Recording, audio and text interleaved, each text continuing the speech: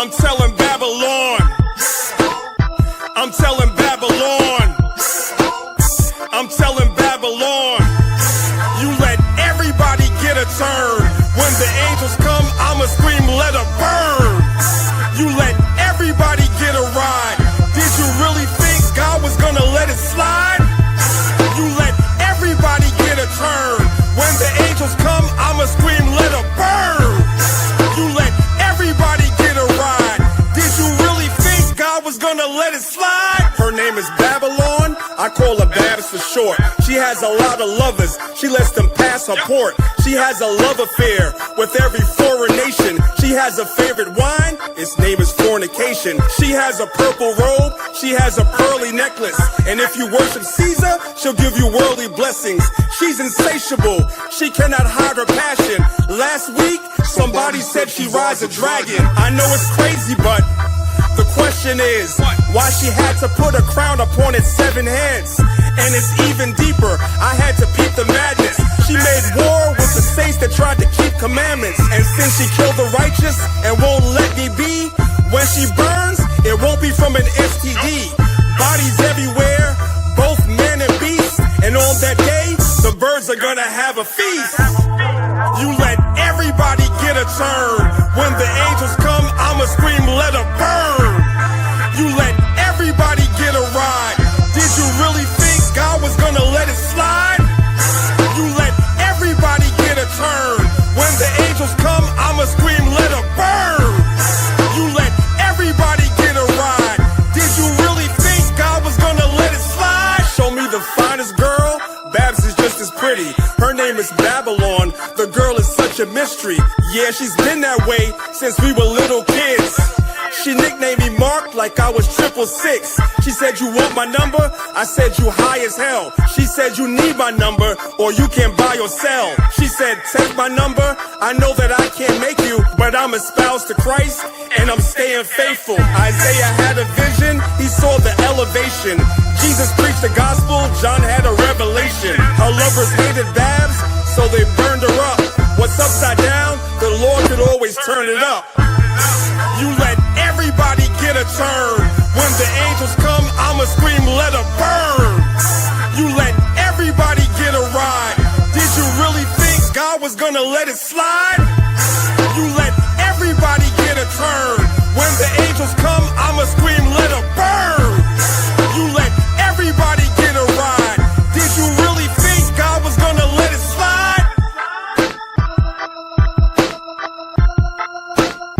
I'm telling Babylon. I'm telling Babylon. I'm telling Babylon. I'm telling Babylon. I'm telling Babylon. I'm telling Babylon. Come on,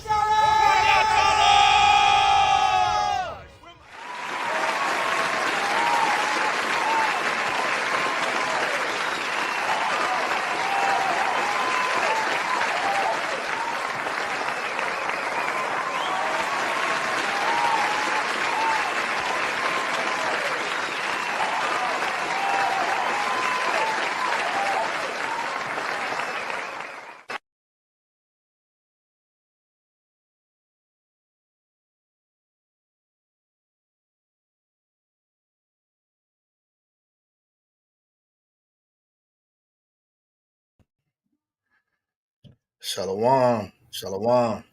Shalom, y'all. Shalom. All praises to the Most High.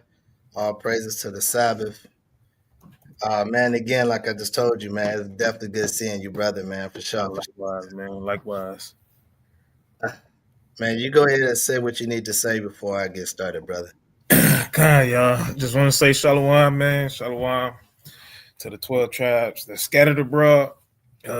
Glad that this Sabbath day is here, as usual. Glad to have my brother back on here with me, man. You know what I'm saying?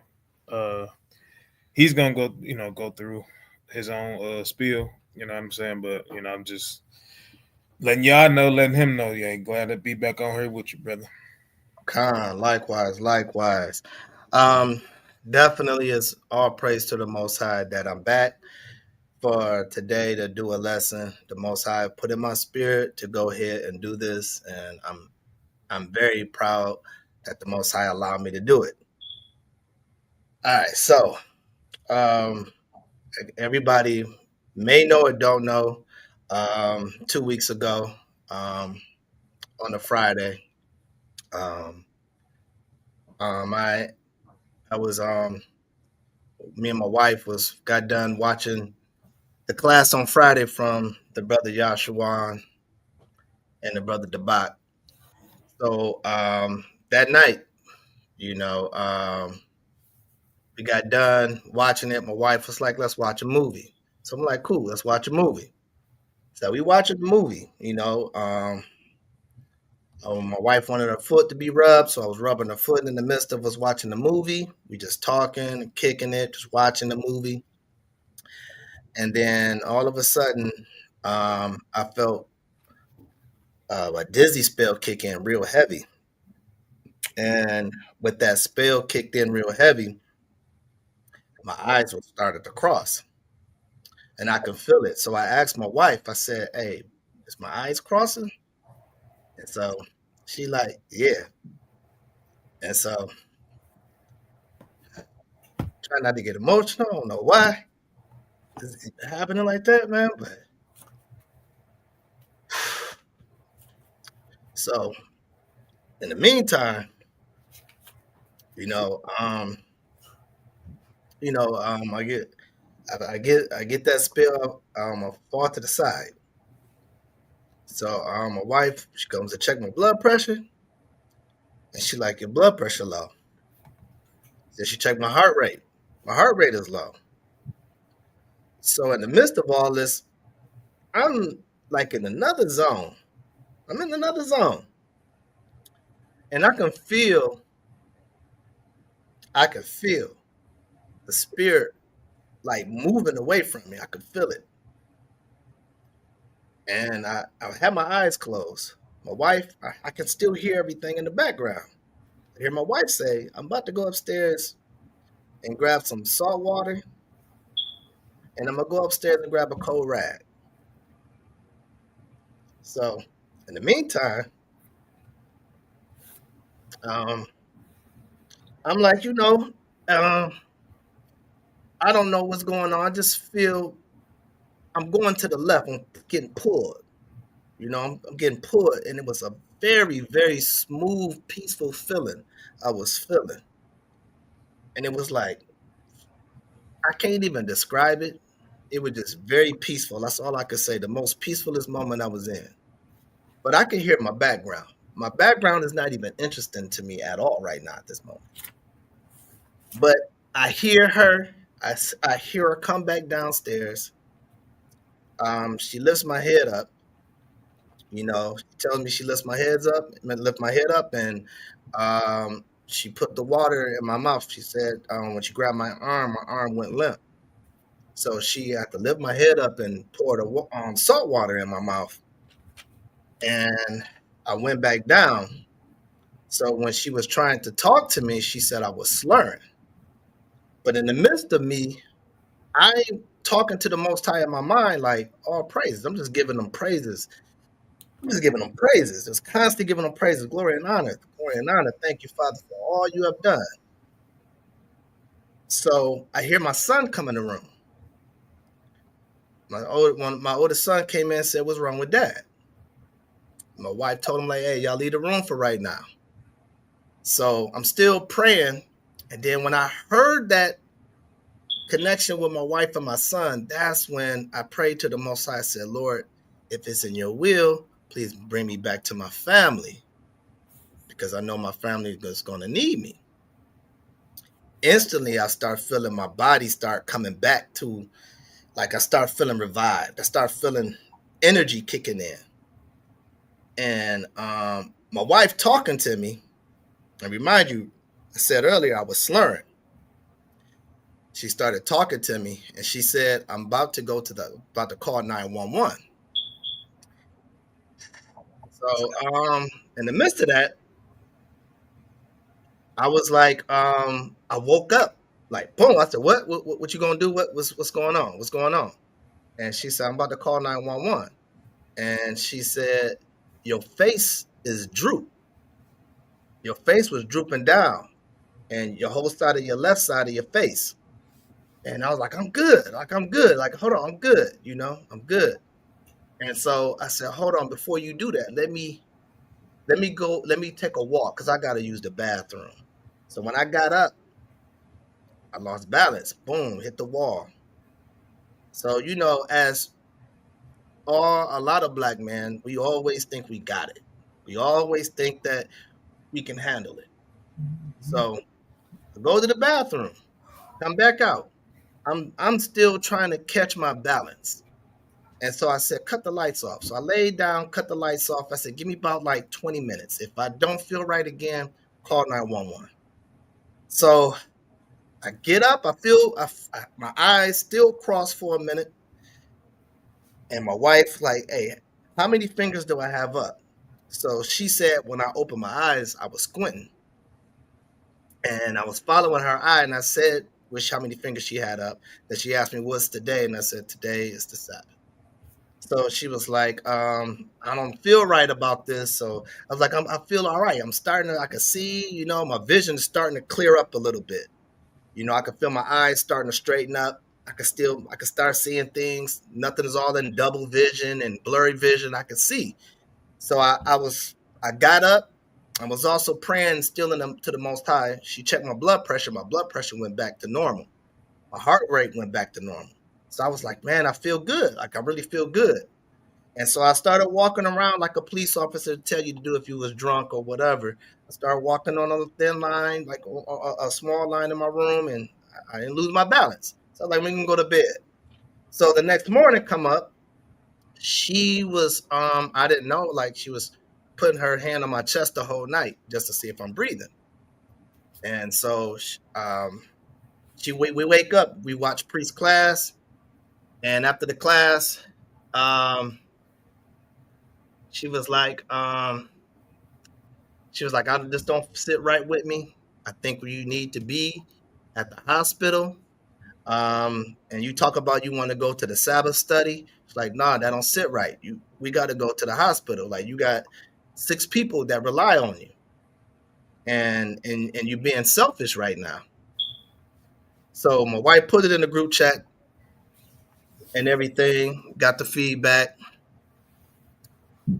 When she come back in the room, she tells me, sister, I think it was Sister Anya, out here in Detroit, said that I should be in the hospital. And before I even knew she said that, I already made my decision. I was like, yeah, let's go to the hospital. And she's like, that's in the spirit, because that's what Sister Anya had just said. So let's just go. So we took the kids to my mom and them house, go to the hospital to come back. Make a long story short, they found nothing. They couldn't find anything. They were just stating that according to a TIA, it would never show up on the results because I didn't come in immediately. So they did a CT scan to make sure when no bleeding on the brain, that came back negative. Blood pressure was still regular, heart rate still regular, so on and so on. So I come back home, right? So I had to do another checkup on the Monday. The next day, on the Sunday, I was kind of sore on my neck, and I go to the doctors. They see it about the notes, about the TIA, dizziness, and all that, etc. I said it was a small stroke. It was a minor stroke, and they wanted me to go do an MRI, or MRA, a MRI, whatever, MRI. It was scheduled for the 29th, but we got it pushed up to the 23rd of this month. Praises to that.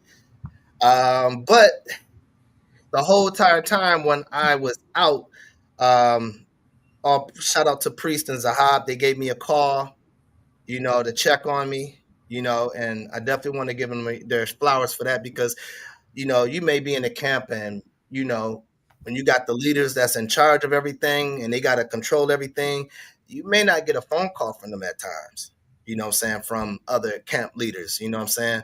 But here that they gave me a call, they was concerned, they was asking me what was going on, and I was being straightforward, like, I really don't know. Like for real, I didn't know at the time. Like I really don't know. I'm like, man, I'm good. I work out, but I don't work out heavy. But I do a little bit here, push ups, sit ups, curls, and all that. I ain't been in a gym like that. So priest gave me some advice. Get in the gym, do what you need to do, get into your lower bottom, get your legs back together, and all that, etc. So I'm still trying to figure out what was going on. I still didn't have no idea. So make the story short, um, we talked to Sister Malika, and the Bible talks about a physician, right? You know what I'm saying? Having a physician, especially in the truth. A physician don't have to be only about medicine. It also can be about just way of talking to someone and they can find out by words of counsel. So what we were doing was just talking, and she went over what I eat. When she went over my work of my doctor's medical record, we went over it, told her over the phone what it was. All my numbers looking good, and she knows about my kidneys. I'm also back in 2023 or 22, I was diagnosed with stage 3 kidney disease, and coming to find out, doctors don't even know how do I got. They like, oh, you like a unicorn. We don't understand because your blood levels don't show nothing. You don't have high blood pressure. You're not carrying headaches. You don't have swelling. You have none of these things. So we don't know why you're doing that. So, my mind is like, oh, yeah, maybe because one of the cause I could really do believe would affect it was I wasn't drinking enough water. So that would definitely do it. But to add on to this, just by talking to Sister Malika, all praise to the Most High. All I said was one thing because she separated my diet, and she said, "What's your lifestyle?" So I kind of broke down my lifestyle, like I take care of my household. I go to work. I go out. I can go to work at 2 in the morning, be back home at 7, sleep for like 3 hours, be up, be with my family, then go back, take another nap for like 2 hours, and get back out there and working. So I'm maybe getting like 5 hours a day of sleep, and I'm out there on the go. I'm constantly on the go. I'm constantly doing this. I'm constantly doing that. I'm constantly feel like I gotta take care of this. I gotta take care of that. I gotta take care of this. And I want to make sure I fulfill what I have to take care of. And she said, just by you saying that even stresses me out. And so I told her, I like, yeah, I be having a lot of, I'm very anxious. Like I'm very anxious. Like I don't get good sleep because once I wake up, I'm like, oh, I gotta take care of that, and I gotta do this. I will get up in the middle of my sleep and take care of things. And yeah, I hear people say, I don't know how you do it, but I do it. I've been doing it for almost 30 years, over 30 years. I've been doing that. So she said, do you know anything about your um was I forgot what she called it. It was the glands of the sorry. It ain't clicking for me right now, but the adrenal glands. She said, do you know anything about your adrenal glands? And I said, no. So she looked it up. She told me to type it. I looked it up, and I seen the adrenal glands is right there on top of your kidneys. And it come to find out that's what really was causing the problem of my kidneys. Not saying the water didn't do anything like that, but the adrenal glands is when you're using a lot of adrenaline and you're wearing your adrenaline down and it's affecting your kidneys. So I'm a really hyper kind of guy. I'm very anxious. I'm ready. I'm always ready. You know what I'm saying? I love the feel of adrenaline. I've been like that since I was a kid, and a lot of that stems back from growing up. And when I came to find out what that may be, what that is, I accept it for what it is because I looked at my life like, wow, this is really crazy for me. I do live a crazy life. Like I live a crazy life. And I hear people tell me, like, Mike, you need to relax. You always doing this and doing that. I'm like, man, it's all good. I gotta do it. That's how I felt. I have to do it. And so um, when it came to realize I really had to do a self-examination, I started really thinking about, man, I've been like that since I was a kid. And I'm talking about from growing up in the households, I'm talking about how when I was a child, hearing things that a kid shouldn't even hear, to the point where it affects you as an adult. And you don't think that it affects you because you live it, because that's part of your life. You don't think that's some type of mental health situation. You're thinking like, this is normal. I'm normal. Like, I ain't grabbed a gun and robbed nobody. You know what I'm saying? I ain't shot nobody. I ain't did none of that. Because we think of that like you crazy when you do something like that. But when you take on a lot of things when you're young and to an adult age, it can drive you crazy and you don't even realize it, that it's crazy, because it's your normal lifestyle. Everything become normal. So words that made me drive like that was when I heard, adults say, as a young, I heard adult that, I'm not going to put my peoples out there, but, I heard someone say when I was younger that, just because I was troubled in school, told me I wasn't going to be nothing. Like, they didn't tell me that, but they told somebody else that, when you were a kid, you kind of look, you overhear things. And you're like, dang, you listen to grown folks' business. So I heard that, and that like did something to me when I was a kid. So what it did was not just that it made me sad, it also drove me. Like, I gotta do this. I'm about to prove them wrong. Like, it was a proving point for me. And then when I'm trying to do right, because I leave and go to school, you in a school situation where all your mental illness starts, right? Rather, if it's at home, your neighborhood, or at your school, this is where the mental illness kicks in, right? So being around your peers, man, being around the people, you going to school, like you had to, like where I was growing up, like you had to, it was no such thing as you couldn't fight or you couldn't cap. Like, when I mean cap, like you had jokes. You had to know how to joke, and you had to know how to fight. If you didn't know how to fight, then you was going to get bullied. And if you didn't know how to cap, then, you had to know how to fight something. It had to be either or. And so not knowing that when you're going through that, man, that's that's building up a lot of adrenaline and a lot of anxiousness. Like, you're anxious to really prove to somebody. I always felt like I had to prove somebody wrong. So I was very, very competitive. So my competitiveness also take me at times where I'm like, man, I'm taking it to a mindset where you can't beat me. You can't defeat me, because that's how I was when I was growing up. And I had to prove to people that said I wasn't going to be nobody, to the point where my own principal, you know what I'm saying? I should call his name out, but I'm not. You know what I'm saying? I should call his name out. But the principal at the high school I was at, he told me that I was going to be nothing also. I'm just a hoodlum and I ain't going to be nothing. Like, you tell a teenager that, and you have to decipher through that, and you go certain where you be around, and that someone said that about you, that you're not going to be nothing. Like, you got to now make a decision of, you got to survive on your own. Like, you got to chuck it up, so that's where all this stuff stems from, of I got to prove something, I got to do it. So I felt like I have to prove to my wife, like, you chose the right husband that's going to take care of you. So I'm going to show you, you ain't got to work. You just sit there, just make sure, just take care of the kids for homeschooling. If I need you to do this, do that. Take on that load. Me, I got the rest. And my wife always say, you want me to help? I'll let you know I'm good though. And I'm thinking I'm good. I think I'm good, but I'm really not. You know what I'm saying? Until I had to really think about it. And I thought about it. I said, you know what? This ain't just me. This is an Israel thing too. So I had to really do some study on mental awareness. First and foremost, if you believe or you don't, I'm going to tell you straight up, there's no hiding around mental illness when it comes to Israel, because it's a thing called the American program. And the American program was always built to break God's people down mentally, physically, and spiritually.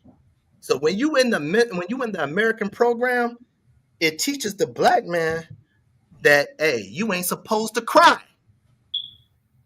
You're not supposed to cry, man. Chest out, head up. So that's the man mentality. So when you have that kind of mentality, you don't know how to talk about your problems because you ain't supposed to cry. Because if you told someone that you're going through things, that makes you look weak in our community. And when we find out in this truth that we're not supposed to do those things, or rather, if you examine it, because sometimes you may see things that you notice that you need to work on, but you sometimes forget about what travels with you all your life when you was a child, why you are the way you are. You forget about those things at times, and you don't look at it as an issue because you're not living it in your mind, but you're really operating in it. So you hear you're not supposed to be crying, supposed to be a strong black man. The American program has told our women that, hey, you a strong black woman, you don't need a man. So guess what? When we hear those things, that's the American program, the society that we live in, no matter who's ruling in this earth. And we know we're not ruling. So we have to know that these people jacked us up because we refuse to keep the commandments of God. So it starts with accountability with us. So when you find out what mental awareness, know your triggers. So right now, I'm about to get into the lesson. Just want to share that. I wanted to share that for a moment. You have to know your triggers. Right now, I can't say I have to do a do-over because I've never done it. Right now, I have to start something new that I have to take a day at a time, where I don't have to think about where I got to learn not to think like I got to do this, I got to do that. And I'm learning that my triggers on these things is when I get anxious, I start getting dizzy. I start feeling headaches. And that was a warning shot the Most High gave me. That was a warning shot. I never cried and said, why me? I said, all praise to the Most High. It should be me. I said that. Why? Because. Why not? I'm in this truth. This Bible tells us, prepare that soul for temptation. So just because I know a little bit of precepts, that I shouldn't get put to the test from the Most High? Man, what am I thinking if I don't feel that I have to? I needed that. Because what's going to happen is changing my mindset. He actually really helped me out to know that you got mental issues. Simple as that. And I didn't think that. Any normal black man would tell you I ain't got mental issues. They're like, nah, I ain't got no mental issues. I'm good. That's our key word. We're always good, but we're going through things. We're always going through things, but we're always good. That right there is the problem. That right there is a problem within itself. Like I messed up on the screen. So still sharing right now. It's still sharing kind. So I'm definitely want to get into some things right now, right? Because hey, I'm not just using me and calling. I'm just going to use myself for sure because the best way to explain it is if you have to go through it. So it's easy. I want to tell people it's so easy to say all you have to do is just do that. You know, I've been hearing that all my life. All you got to do is do that. But guess what? If I've been doing it for almost 30 years, how is going to be easy for me to as a drop of a dime? It takes practice. So I got to practice this and relearn that and be patient with myself. That's the thing. I lack patience with myself, but I have patience for others. That's the same thing how we move in Israel, right? We'll give somebody advice, but when the advice switch on them, they don't know how to use it. And that's why the advice that you're dealing with a righteous person, a godly woman or a godly man, guess what happens? It's a two-edged sword coming out of your mouth from the Most High that he's not just talking to that person for advice. He's also talking to you because you might sooner or later go through it. So we have to take the time when we giving out advice. We also got to understand when people not there, you have to give them patience and grace and pray for them. So I want to start off at Second Corinthians 13:5. Let me start off with that real quick, right? I'm gonna get right into the lessons, and I'm gonna definitely give my peoples their flowers close to the end of the class, man, because we gotta start we got to start giving our people our blessings, because that's why a lot of the mental health kicks in, where we not as Israelites, we never heard too much I love yous, and we haven't heard too much that you do this well. We never heard that much in our community. We always hearing negative. So I definitely want to give brothers, especially in LOI, they love, man, what they deserve, man. Because, man, I can't do this without. I can't, honestly. I really can't do this without the Most High and my brothers, the congregation of Israel, the whole congregation of LOI. Whether you're near us or you're far from us, LOI, I appreciate what brothers stepped in and sisters did. I haven't forgotten. All right, so let me get 2 Corinthians 13:5. This thing, all right, cool. All right, it's the book of Second Corinthians, chapter 13 and verse 5. Is my screen still showing? Come. All right, come. Examine yourselves, whether ye be in the faith. Prove your own selves. Know ye not your own selves, how that Jesus Christ is in you, except ye be reprobates? Right, so leave it there. So understand this, man. You got to examine yourself, man. Not just what you think that you have maybe offended a brother or sister. That's a good thing for sure. That's what we must do. Not just because maybe you done something that you kind of done something that was out of the norm. You also want to go back to your childhood and think about things was holding your mind back. Examine your old thoughts growing up as a child and examine why you do the things that you do today. Because as long as you can accept that and knowing that, dang, I'm still battling with that. The Most High, if you do that, He can work with you. If you don't do it, then guess what? He's going to let you stay in your mind. You're going to stay in that battle that you don't even have to battle in. Right? All right. So give me, and I'm going to show you. Let's go to Deuteronomy 28 first. You know what? Before I do that, let me bring out the things that, you know what? No, we're gonna go right in order. Let's go to Deuteronomy 28, and then I'm gonna bring something out. So I want to go to Deuteronomy 28, and we're gonna start at verse 1, right? Because I'm gonna show you that we as a people, we are dealing with mental illness, and we have to be aware what's going on, right? So I want you to read 1 through 4 first in Deuteronomy 28. We're gonna skip it. All right, it's the book of Deuteronomy, chapter 28, starting at verse 1. And it shall come to pass, if thou shalt hearken diligently unto the voice of the Lord thy God, to observe and to do all his commandments, which I command thee this day, that the Lord thy God will set thee on high above all nations of the earth.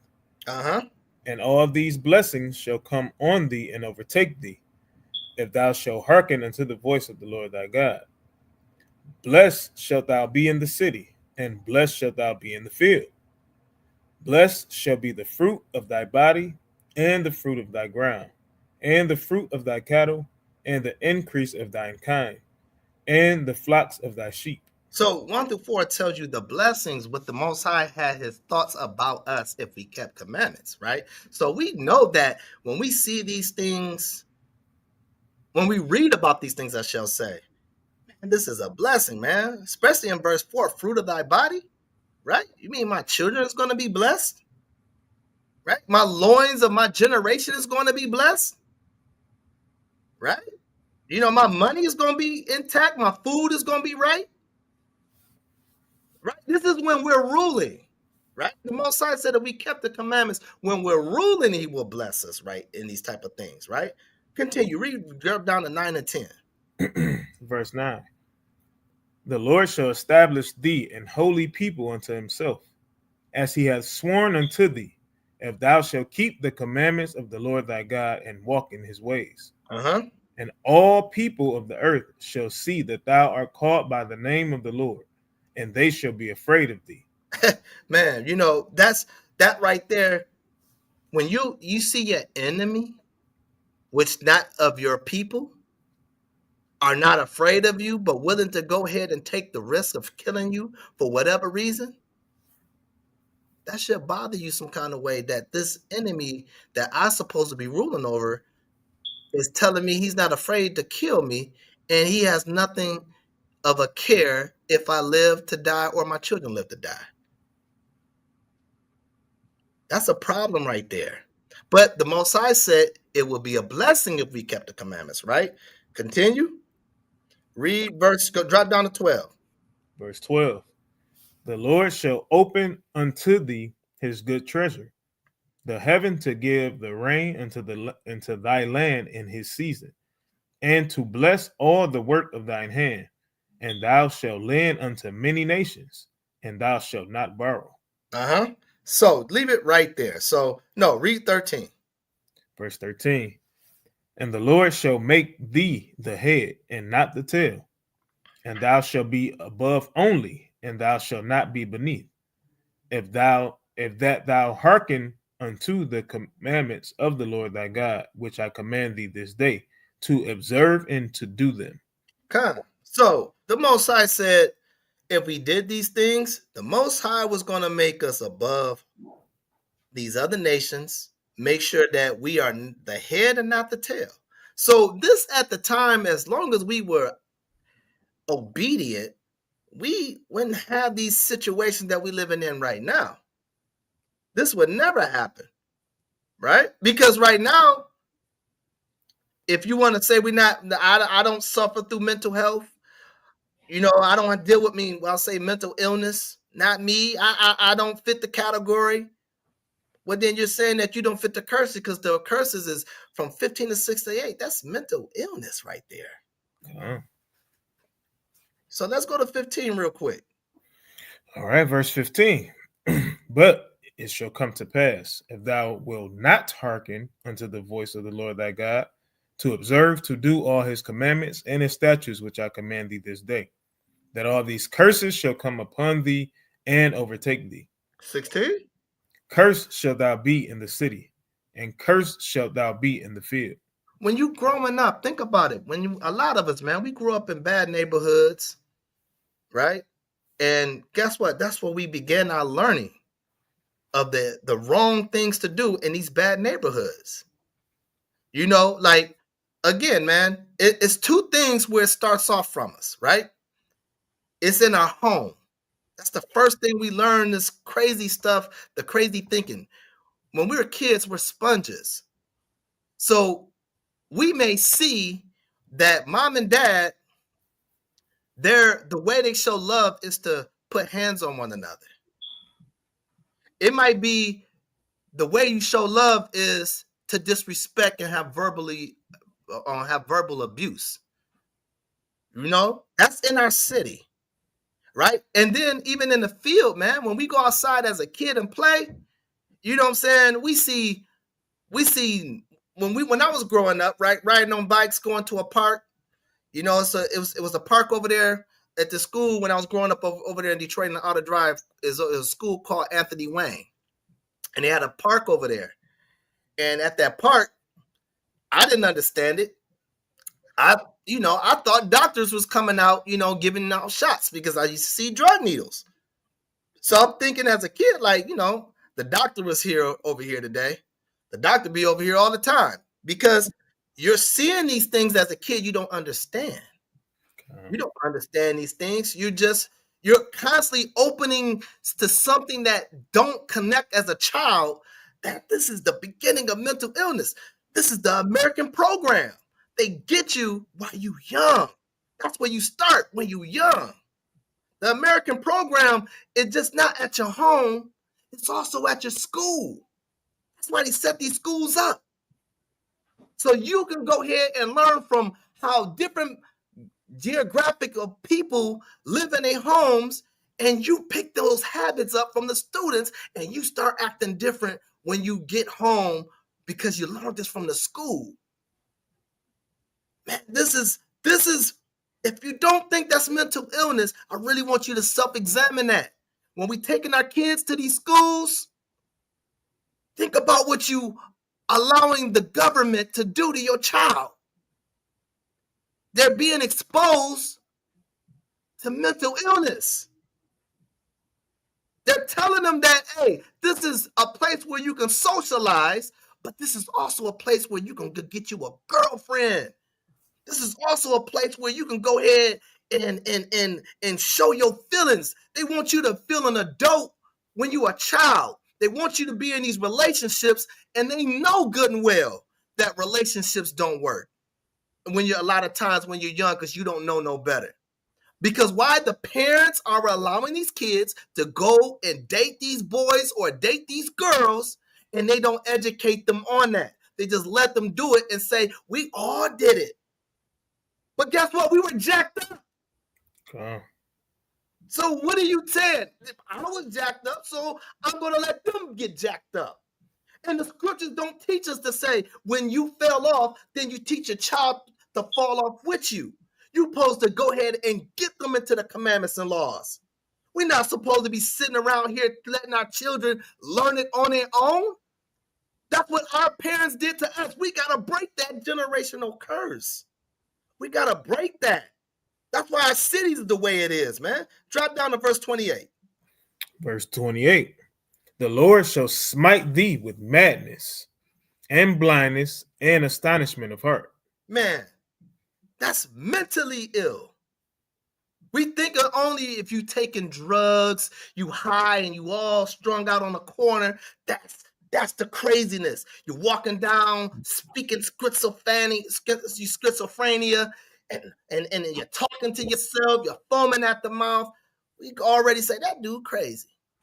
But then you talk to a person that don't do that, and you're like, nah, I'm good.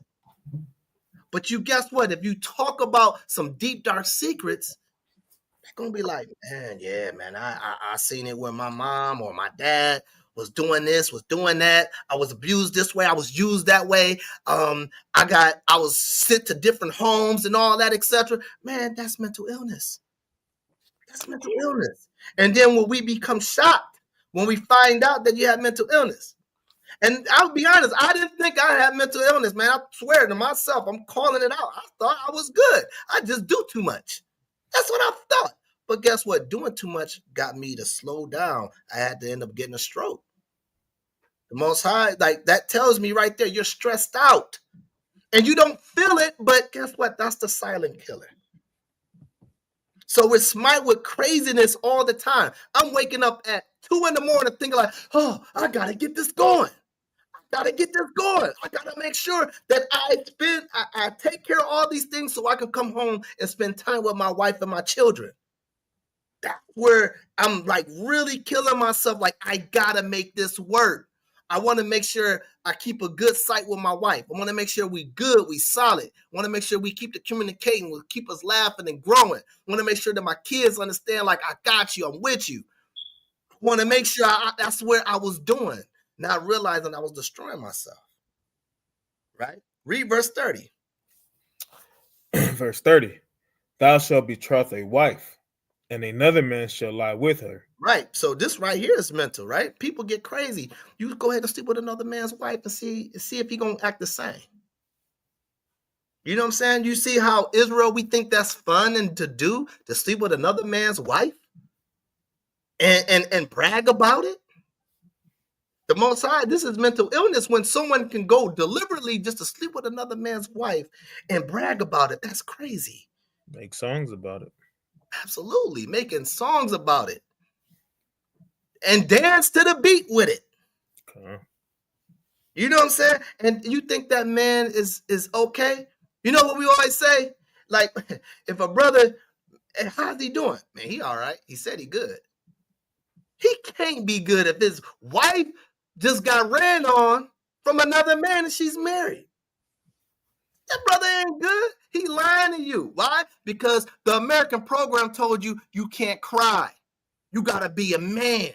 So guess what? Since that man did that to you, you need to kill him so I can take you to jail and then make you more even crazier inside this prison cell. Continue to read, brother. Thou shalt build an house, and thou shalt not dwell therein.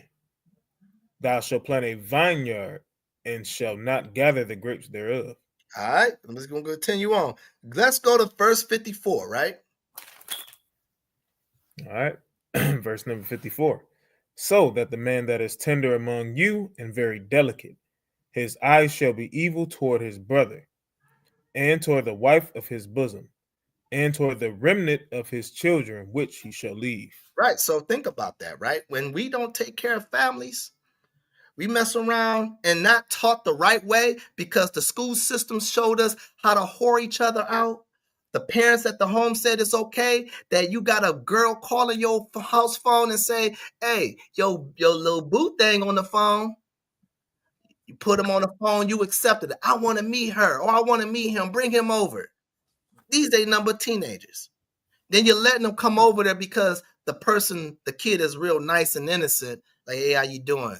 You know, hey, you're a nice young man. Like, hey, you mind if my boyfriend stay tonight? Yeah, you good. You can stay tonight. He can sleep in your room. I'm cool with it because he's a real polite guy. I think you're going to marry him. Mess around, that dude got an agenda. Mess around, get that young lady pregnant. He get that young woman pregnant and he don't understand the consequences of how to be responsible to take care of a child. This were things that happen like that. When it says, and toward the wife of his bosom, and toward the remnant of the children which he shall leave. This is where it starts from. It starts in our own community. The American program has taught us to whore each other out so we don't build marriages. So when you look at the outside and we get out of our own bubble, we can see like, man, we jacked up. Even coming in this truth, you got to think about it. We may feel like just because we in this truth that it eased up. No, the challenging has just got more challenging. Now you got it. Now the Most High is trying to see, are you for me? Are you going to utilize me? Or are you going to stay in your own mindset and say you're going to handle it? I'm just going to ask the Most High to help me when I am in a situation that I can't get out of. And that's what a lot of us do. And that's why we have an evil eye towards one another, because we don't know how to talk to men like men. We hold things in and hold grudges, and we roll balling up our fists and grabbing the gun. That's why we have an evil eye towards one another. That's why we have an evil eye towards these women, because we, as men, we don't know how to speak. And as women, they don't know how to speak. Right? So let me get 61 real quick. Verse 61. Verse 61. Also, every sickness and every plague which is not written in the book of this law, them will the Lord bring upon thee until thou be destroyed. Right. Just because you don't see mental illness or even mental deception, that's a sickness right there. A mental deception is a sickness right there. Right? I'm going to continue on. Just keep going. Read verse 65 and 67. All right, verse 65. And among these nations shalt thou find no ease. Hey, when you can't get no relaxation, you know, and I'm going to even use myself. Can't get a break, because if I get a break, then bills don't get paid. If I don't, and that's in my mind. In my mind, if I catch a break, I can't pay a bill. Then guess what? We lose our home. This is all that I'm carrying. I'm putting too much pressure on myself. And I don't think that I'm carrying pressure. I think that's normal. There's nothing wrong with what I'm doing. This is easy. This is my life. This is my life. This is what I gotta do to provide for my family. And then I gotta show up. I gotta show up for the Most High. And guess what? None of the works that I've done, rather doing out there in the street teaching, rather if I'm doing classes, those are never grievous. What did Yahweh Shai say? My yoke is easy. It's not hard. He don't put a burden on you. He gives you time and relaxation when you're dealing with him. That's why we have a Sabbath. He gives us time. He gives us time. He don't give us stress. We learn the stress from this American program. That's why we get no ease from these nations. Man, these people hate you. So you can't say that you don't have mental illness when you got a whole group of nations that's ruling this earth and say that they hate you and they are not afraid to take you out and your children. You can't say that that's not mental illness. Continue, brother. Slakia. Verse 65. Yep. Just neither shall the sole of thy foot. Okay, I'm gonna start at the top again. I All lost right. my spot. It says, and among these nations shalt thou find no ease, neither shall the sole of thy foot have rest. But the Lord shall give thee there a trembling heart, and failing of eyes, and sorrow of mind. Uh-huh. And thy life shall hang in doubt before thee, and thou shalt fear day and night, and shalt have none assurance of thy life. Uh-huh. And in the morning thou shalt say, will God it were evening? And at even thou shalt say, will God it were morning? For the fear of thine heart wherewith thou shalt fear, and for the sight of thine eyes which thou shalt see. Right. We want this to be over with. Right? I can't wait for today to be over with, man. I can't wait for this day. Why? Because it's already hard enough. But that's what we're doing wrong. Right? We got a whole Bible. We got a whole book that we definitely got to learn how to utilize it the right way. And I'm saying it to myself. I need to learn how to utilize the Bible the right way. I can't be, I got it all hero. I got this. I can't. That don't work no more. What I got to do is got to put everything into the Most High hands. I'm only thinking like, hey, man, if I can't have no control of doing this or making somebody not like me and all that, I'm going to put it in the Most High hands. But then not knowing that, hey, you carrying a heavy load. That's why the Most High gave you a helpmeet. Utilize your helpmeet. Utilize your brother, right? Your brother, if he's your left arm or your right arm, utilize him. Talk to him. Ask questions. Hey, if you don't feel like it's a lot, sometimes listen to the key things when someone are already saying to you, like, hey, dang, man, you sure you don't need help? And you may think it's normal and you say, no, I'm good. No, take that help because the Most High can use that person to take the load off of you. This is why we are a body. The right arm don't tell the left arm like I don't need you. It mimics it. It looks like it, but it don't say like, hey, I'm the strongest. My right arm is the strongest, so this left arm, you're nothing. I don't need you. No. It's like a woman, right? A man and a woman. One is stronger, one is weaker. That doesn't mean that can't combine and make things strong, because when you use two hands, you carry things, you're using all your strength, so it makes it easier. You use one hand to carry something, it's a little bit more stress on that right side. But if you use two hands, you can carry. It's the same thing as a marriage. Or your people in your group. Utilize your people. And how you do that, communicate. Right now, from this day on, I'm going to communicate about if I'm got a lot of load on. I'm not going to act like I got it. I'm just going to be up real and be frank about it, because I don't want to see this happen again. Right? So let me go to these statistics real quick. Right? I'm going to show you a list. Can you see my page, the bot? Yeah, I gotta blow it up. Okay. All right. So these are things with mental health, right? This is from a National Institute of Mental Health, right? So I looked at this little quick article, and it's a 23 things that America has put on our people, right?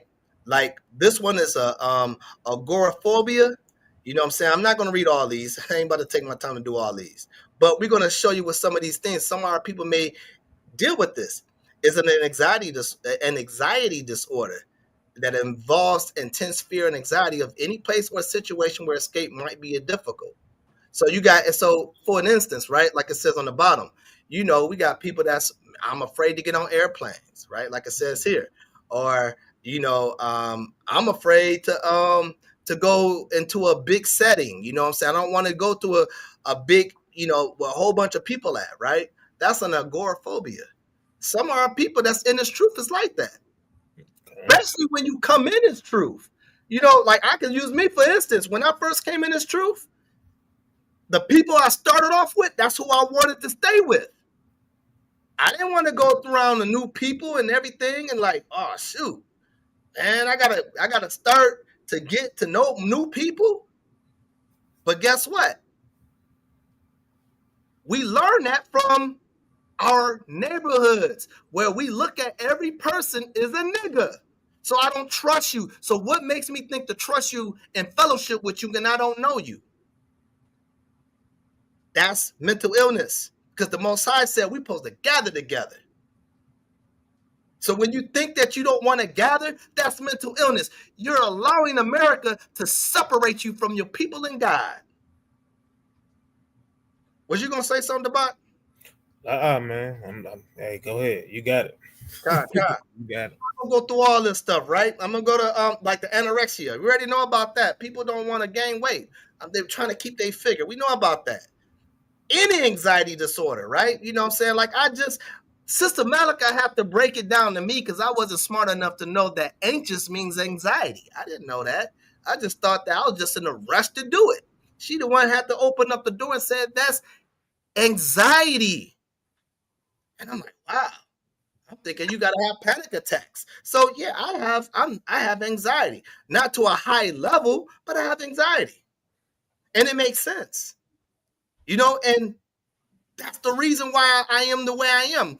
Extra hyper and extra, aggressive because I'm man, that adrenaline, man. It's that adrenaline. You know what I'm saying? And all praise to the Most High. Like, that's who I am, but I also gotta relax. Gotta calm down. Know how to use it when it's time to be used. Mood disorder, right? We got that. We don't feel good, right? The jobs that they give us, man, we already be ready to go home, and then we come back home, we in a funky mood. Right? These are illnesses, right? Attention deficit, right? That's what they say. We got ADHD. Mm-hmm. You know what I'm saying? Hey, think about it.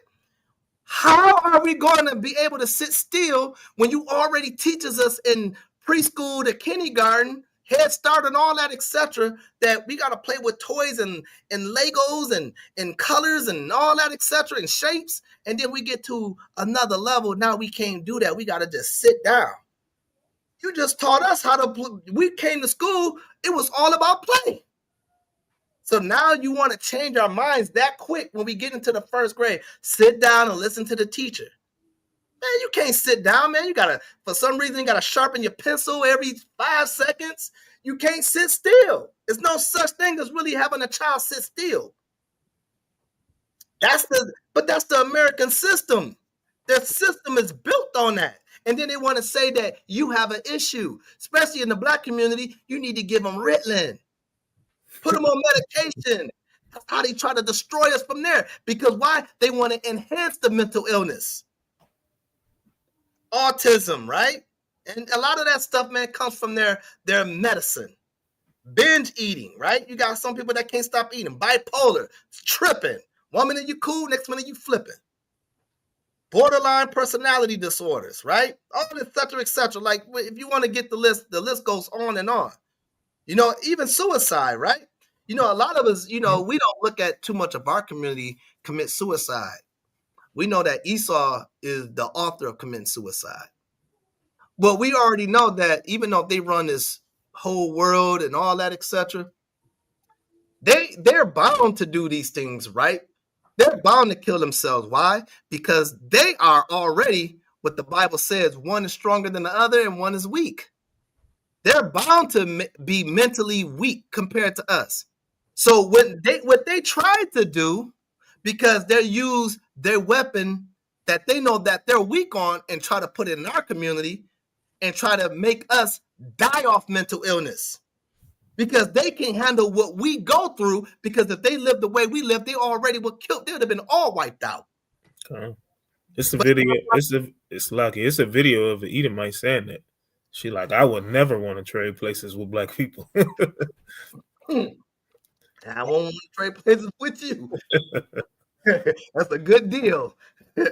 Shoot, for real. Like, you really think about it. They use that weapon against them, against us, because they can't handle that weapon. So what they do, they try to make us commit suicide so we can kill ourselves off. And guess what? It's working in a certain extent. Our rates may not be as high as theirs, but it's working. Why? Because a lot of our people, if you want to believe this or not, when we go through a lot of right here, like the post-traumatic stress disorder, this is our biggest one right here. That's the biggest one in Israelite community, is this post-traumatic stress disorder. That's one of the biggest. So guess what? When we dealing with that we can't shake it, we can't fake it. Rather, they lock us up in prison. You come out of prison, you wake up in cold sweats. Or if you in prison, you waking up thinking you're free. You at home with your family, but you're locked up. So then when you get out, then what you got going on for yourself? It's hard to get a job now, especially if you stay in a hood that you always was selling drugs at. So then guess what ended up happening? When you don't have enough money, you got thoughts of suicide. You got, hey, I'm going to go to the liquor store and get drunk. So you over excess in liquor, killing yourself.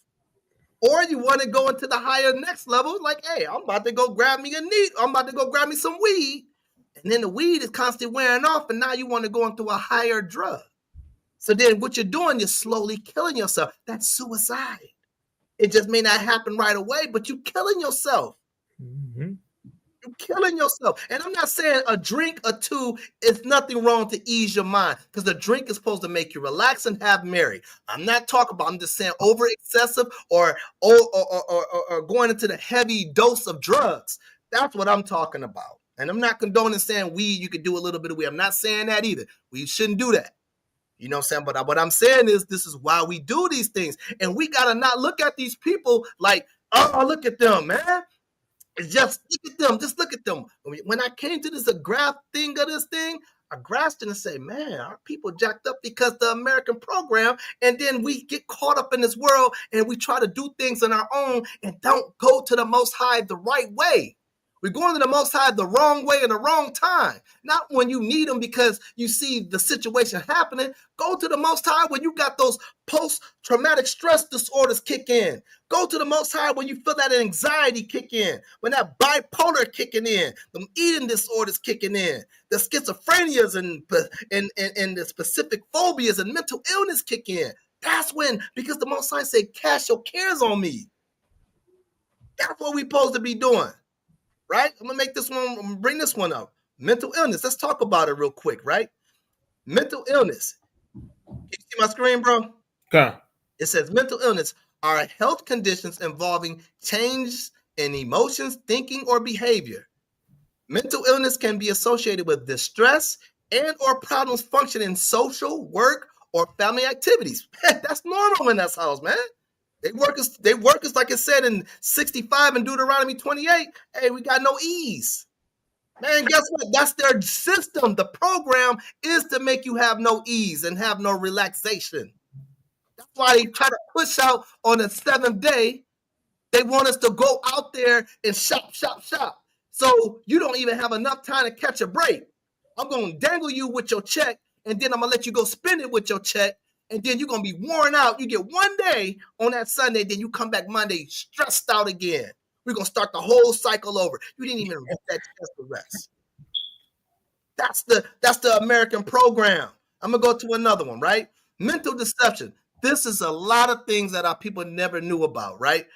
This is what we know when we see this thing, right? Mental deception or self-deception is a psychological process of convincing yourself that something untrue is true. Often to avoid painful realities, protect your ego, or cope with difficult emotions, using defense mechanisms like denial, rationalization, and confirmation bias, so on and so on. Right? But then it says, while it offers temporary comfort and motivation, it hinders personal growth, damages relationships, and can lead to poor decisions, trapping individuals to negative cycles. But it can be overcome through self-awareness, introspection, and accepting responsibility. That's where it starts at. When you find that you got really mental illness, you have to admit and understand which are triggers that cause these mental illness so you can separate from those things. You have to really examine your life. It ain't got, like I said, it ain't got to be drugs and all that and violence. It could be you're doing too much. And you don't think that you are not doing enough, but you really are. Your body is even, man, my body didn't give me no sign. I'm telling you, my body didn't give me no sign until I relaxed. When I started relaxing, it was like I kind of relapsed in the way of my body was so in tune to doing so much. When I finally got a little break, my body was just like, hey, where you at? How come you're not active? That's what it felt like. It caught up to me. It's like an alcoholic, right? If he stops drinking, and it can kill him. It can kill him because his body relies on it. So it's the same thing. When we have that mental deception, we don't believe it's us. We got to take ownership in order for the Most High to make it a better move in our lives. We got to take ownership. And this is the deception when we say that, hey, the Bible is not true. When the white man, again, the American program told you that the Bible that they drew in the Bible was a white man, that he's coming to save you. And then when we teach that in the streets, that we're looked at as we're the hate group of the nation, that we speak evil. You know what I'm saying? They don't look at, our people don't look at it, that it's a mental deception that the American program put on them. Because we don't look at it that they are enemy. We look at we're all equal because they lied to you. And we're not. The Bible didn't say that. It's lucky. And a lot, this, like you said, starts when we're young. A lot of this stuff, man, literally comes from the television shows you watch. You know what I'm saying? They give us those TV shows, The Family Matters. You know what I'm saying? In my era, Fresh Prince of Bel-Air, Martin, what's the other one? I'm thinking the one. Can't think of the name of it right now. Because I wanted Moesha, right? And I wanted to bring that up as far as with Moesha, because they throw a little bit of truth in there. You know what I'm saying? And then, but they don't give you the good part, right? So with Moesha, it was an episode where they was arguing back and forth about what they was going to put during Black History Month, right? They had a Mexican brother. He wanted to put Cesar Chavez up inside of the room. And then, of course, they always throw us Martin Luther King. You know what I'm saying? And it's an episode of, you know what I'm saying, the blacks and the Mexicans kind of being at it, going at it. You know what I'm saying? And they never taught not one time that y'all literally the same people. You know what I'm saying? God. They both wanted to fight for equality, even though we now know that we're better, you know what I'm saying, than the other nations, but they wanted to fight for equality. So they show stuff like that to us. You know what I'm saying? They play on our emotions. You know what I'm saying? And we started to realize, hey, not only are y'all trying to say that, you know, Mexicans and blacks is the same, but they try to use these so-called, or not so-called, these Edomite teachers, you know what I'm saying, to teach this. And not realizing that all of this stuff starts literally from a child. You have these movies. I know when I was younger, Clueless was like a big movie. You know what I'm saying? They're literally trying to teach you about high school, about relationships inside of high school. And they made it into a movie. And this is how we think that relationships is supposed to go, by watching Clueless. And now you don't really know. You basically growing up, you know, learning the TV is teaching you. You're learning from movies, and you're not learning from your parents. You know what I'm saying? You're sitting down with your parents watching these movies.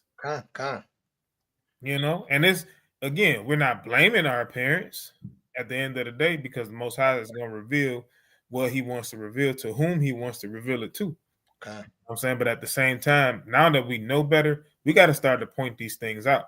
And we have to literally break that cycle with our own children, because our own children are going to go through this. They're going through it right now, right? Of being mentally deceived. You know what I'm saying, by the school system. A lot of us don't have the means to necessarily homeschool. So now, you know, we got to work double. When they bring in home stuff from school, literally let them know, hey, this is what they want you to write. This is the truth. This is what they want you to put. Okay, put it there. But guess what? You got to do 2 homework lessons, because I'm gonna teach you what the truth is about what you're doing. But then I'm also gonna give you what they want you to know. You know what I'm saying? So definitely just we gotta work double time. We ain't in captivity for nothing. Con, Just because you come into the knowledge of the truth, don't mean you out of captivity. con, Right? The truth, hey, it makes you free mentally, and from a standpoint of knowing what the truth is. Hey, but also you still a slave. So con, I'm gonna con. let. Man, no, well said, well thought, put together, because it's true, it's facts. You know what I'm saying? It's facts, right? And you got to really think about like the deception, right? Let's talk about like it says, it hinders personal growth, right? Think about it, man. In order to grow, you have to acknowledge it. You have to acknowledge it and you have to release that. It's the same thing why the Most High said in Hosea. We're going to get there, Hosea 5 and 15. What did he say? Until they acknowledge, let's get it real quick. Let's get it real quick. And then we're going right back to this. Right? Let's bring that back real quick. Hosea 5 and 15.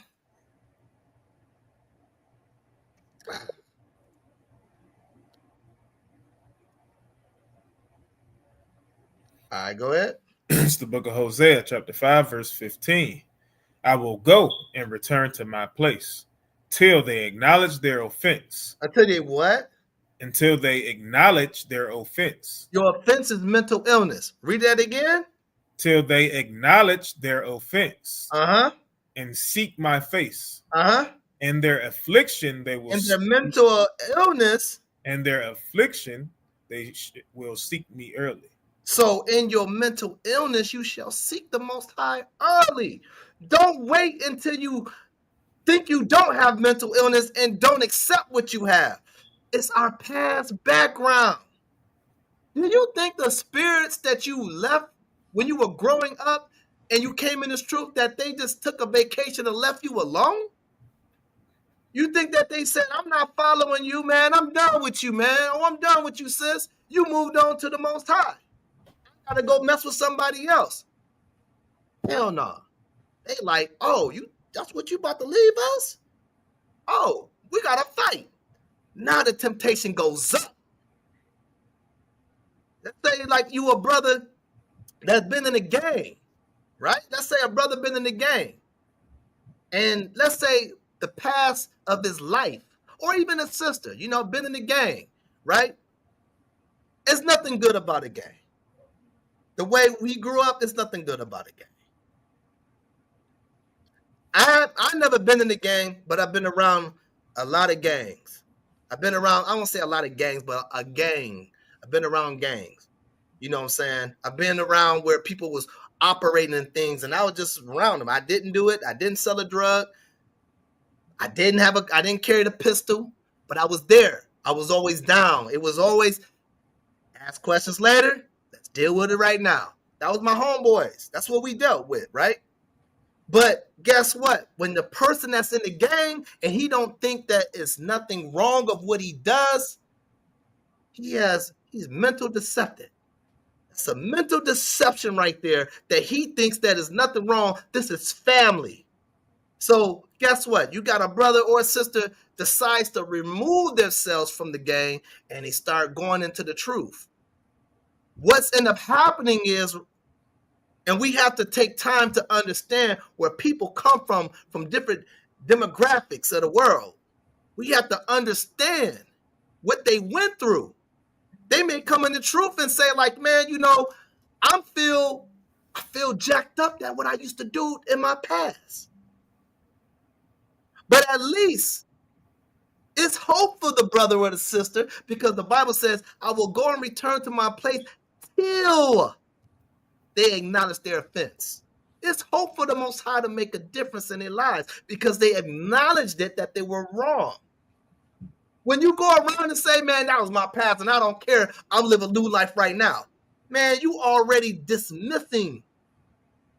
You're dismissing what you created. So then this is why you always ready to jump on people because you have never took the time to think about it, that this comes from my childhood. You got to acknowledge it. You got to accept it for what it is, but you don't hold on to it. I'm not telling you, hey, when you find your situation, hold on to it and just sit there in it. No. Hey, Shalaki, can we grab 1 Timothy real quick? Yeah, I got you. You literally speaking my favorite scripture. God, One of right, one of my favorite scriptures. God. Give me First Timothy chapter 4. God, give me 1 second. We'll get there. Okay. So understand how that goes. Like you going to a point where you have to realize that a lot of the stuff that we deal with is our own selves. We are our own enemy. We are our own enemy. Why? Because we don't release. We have to let things go. We have to let our past go. But we have to also look for our past so we can acknowledge it and then we can give it to the Most High and then deal with your brothers and sisters that surround you so you can get cured from it. Because you can't get cured just sitting in it. You can't sit there and just hold on to the stress and ball it up into a ball and thinking it's not going to grow to a snowball effect. You got to communicate, right? So, what was the scripture you said? I'm gonna hold off. What you got? First Timothy chapter 4. What verse? Pick it up at you can. I don't know. You can. I don't want to start at 11 because I don't want to read all the way down. You can start at 11 and then jump down to the end. God, this is the book of First Timothy, chapter 4, and verse 11. These things command and teach,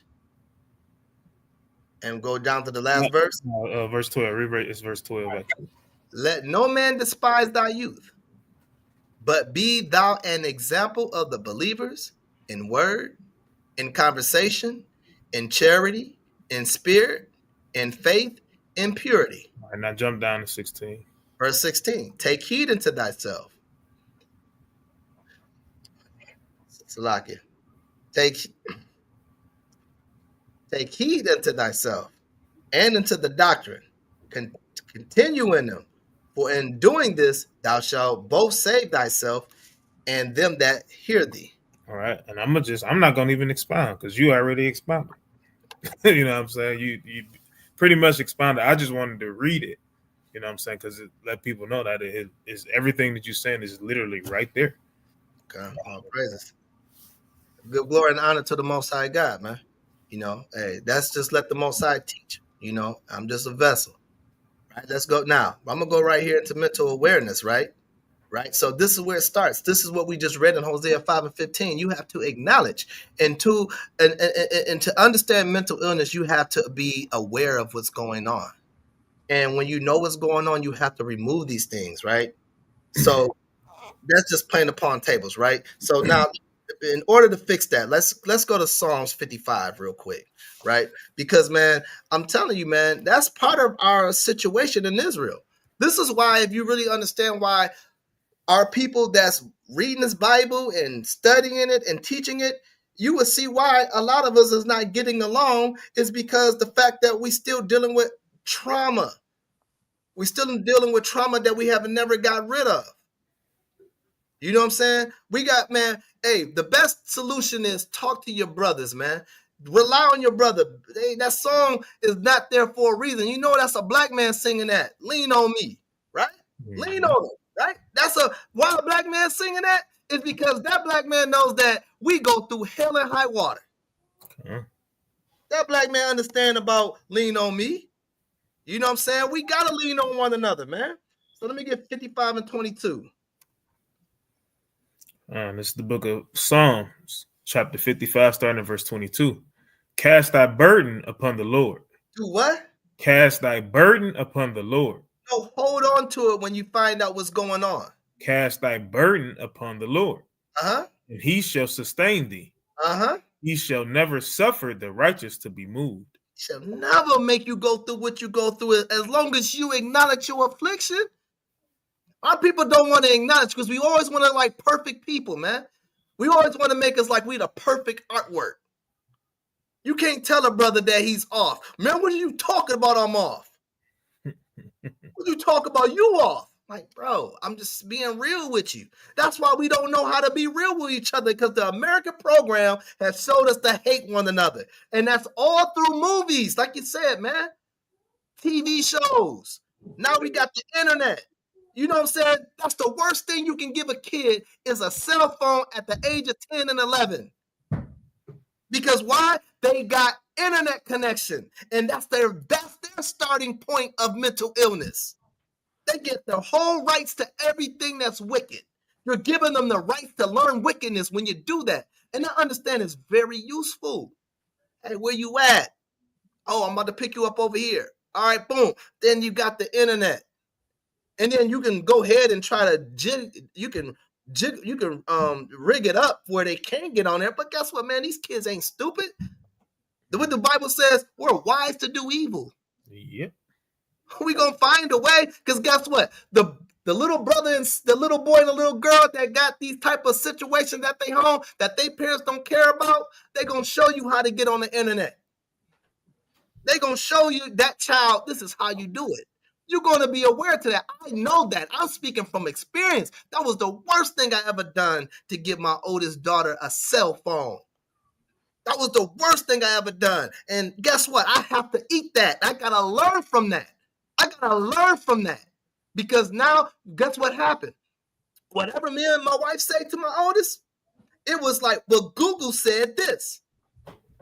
So now Google's the parent now. I gotta fight against Google. Like, I can't win. This is one, like, because Esau is, the American program is now designed not how it used to be. Now, think about it. You have a child that's 2 years old. The first attraction is a tablet or a phone, and they pick up quick. And they know how to do things. They know how to see this. They're hypnotized. That's the beginning of things, like they used to say in the world, right? And I used to hear it when I was growing up. It says the devil is he goes for the children or something like that. You know, his first moves is after the children, and it's so true, because that's what they do. They attack the child, the youth first. So, but the Most High said, cast your burdens. This is how we overcome it. First, acknowledge it and understand it. Don't be afraid to talk to your brother and sister that you got mental illness, or you ain't got to say, I got mental illness and this is what it is. You can just say, man, I'm going through something, brother, or I'm going through something, sis. Please hear me out. Just hear me out. Don't judge me. Hear me out and give me the right information so I can work through this, or pray for me. This is why I'm doing it, because right now, this is therapeutic for me. I've been balled up, holding this in, ready to release this stuff. Once I found out, when I talked to Sister Malika about what was going on, and to me, I thought I was always fine. But just saying the right words at the right time to the right person, they can bring the truth out of you. That's why we need each other. Don't think that someone is bigger and better than the next brother or sister. You don't know. Sometimes you may think people coming at you, they coming at me wrong and aggressive. Listen to the message.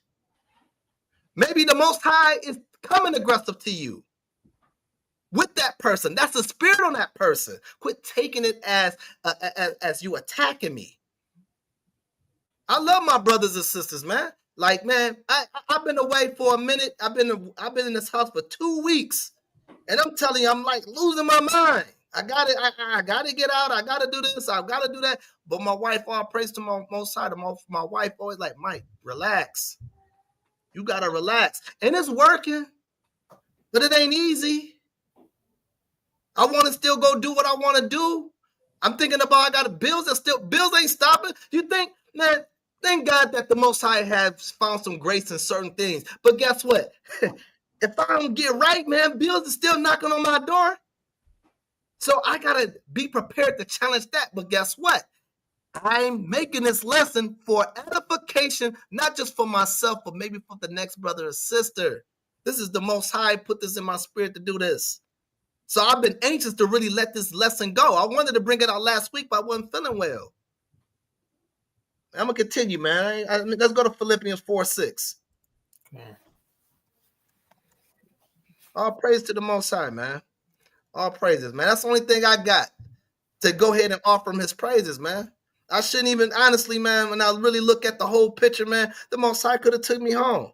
And I was willing. I'm going to be honest with you. I was willing. It was like, hey, you going to take me? Take me. All praise to the Most High. I was just giving them glory. I didn't think of nothing else. But the Most High understood, like, hey, I need you to continue on. I just need you to slow down. I just want to show you and reveal that you have issues. And I have to accept that. All right? Let me get Philippians 4:6. It's the book of Philippians, chapter 4, verse 6. Be careful for nothing. Right? What do that mean? It means don't be anxious. Don't be anxious. Go ahead. But in everything, by prayer and supplication, with thanksgiving, Right? Give him thanks when you're going through things and you give your cares to him. Give him his praises, man. Go ahead. let your requests be made known unto God. Uh-huh. All right, we leave And it there. no, Give me 1 Peter 5, 6, and 7.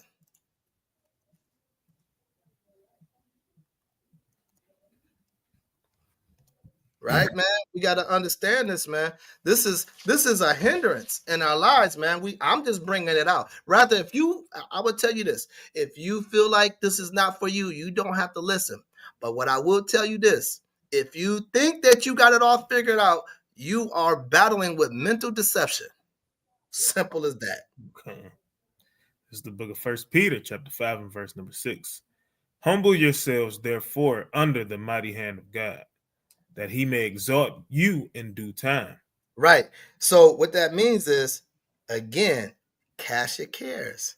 And it starts by humbling, just accepting that we got issues. That's why the Most High said in Deuteronomy 28, this is all mental illness.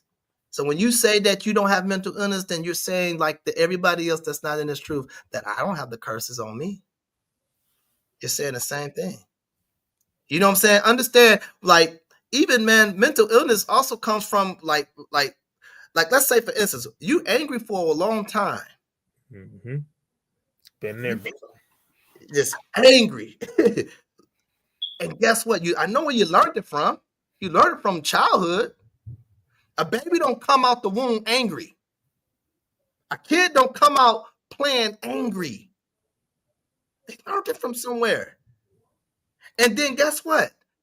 The person that says the reason why I'm the way I am is because they blame the person around them. It's you that's the reason why I'm angry. No, it's you. It started back when you was a child. It's something that you haven't really examined, and you wonder why you can't get along with nobody. And it is everybody else. It's everybody else's fault. It's never your fault. Why is not your fault? Because you have not accepted it. You have not accepted it.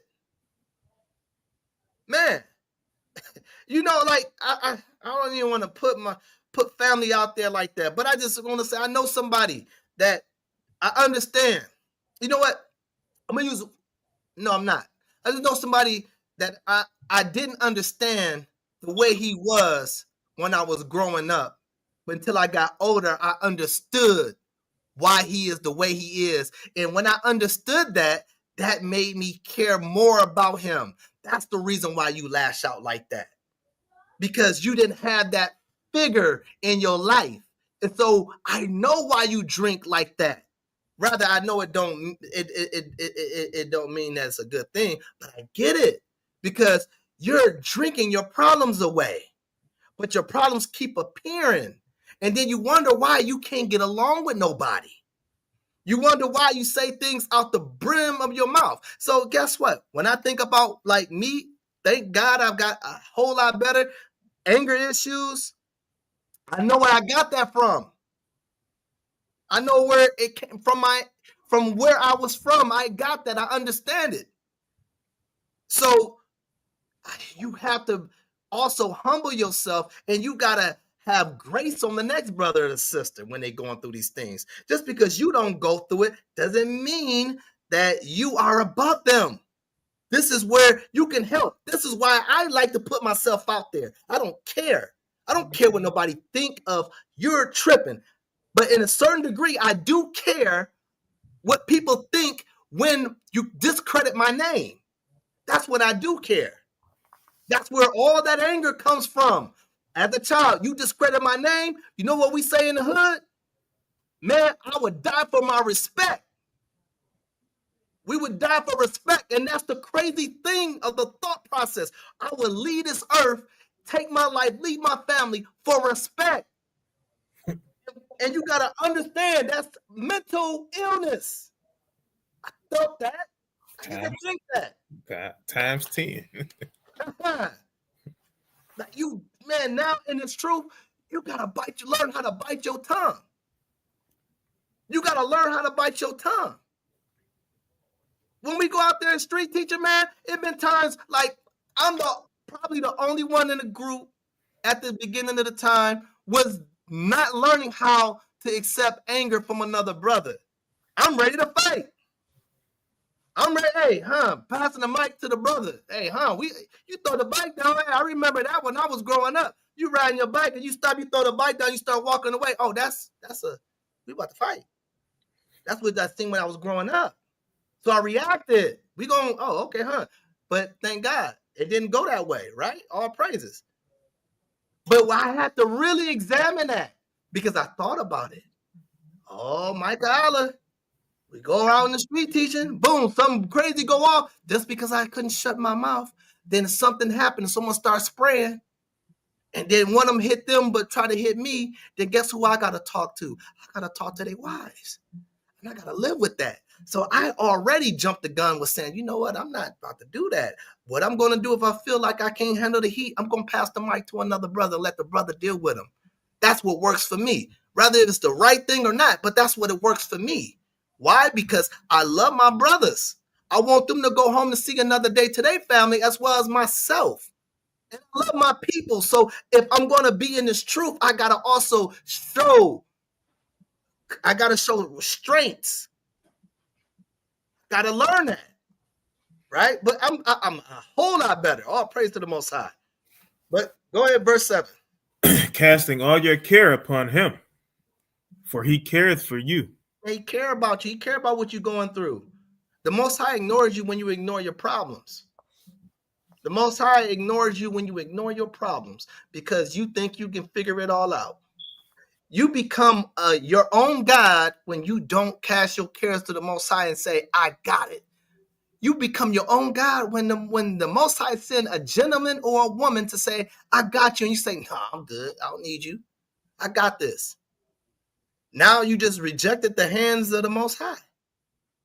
Take the help, especially when you know it's an overload. Sometimes we know it's an overload, and then we be angry at the person because they not doing nothing, but they ask for your help, but you still mad because they see me over here working. They just gonna sit there and watch me. But they ask for help, and then you mad because you told them no. Then now you think it's their fault because they just didn't think to do it. That's your issue. That ain't their issue. Man. All right, man. Let me get 2 Timothy, man. I'm almost done. Get 2 Timothy. Matter of fact, let me show this video. Let me show 3 of these videos real quick where I'm going. I'm going to show you, this is where it starts from right here.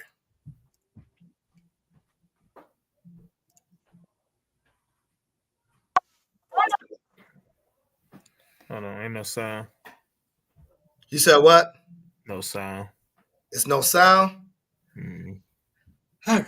Let's see if I do this. Give me 1 second. Ask the group, if you look, can you see the chat? Yeah. Ask the chat if they can hear the sound real quick. I mean, see if the chat, do y'all hear the sound when this is playing or not? And just type 1 if you don't hear it.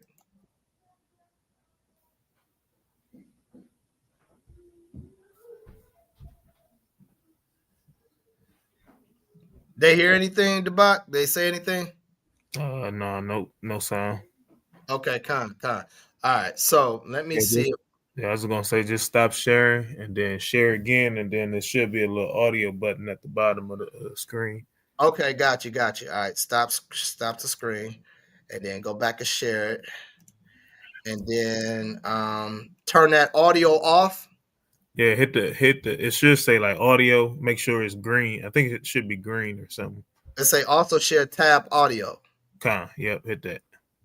So that has to be on? Yeah.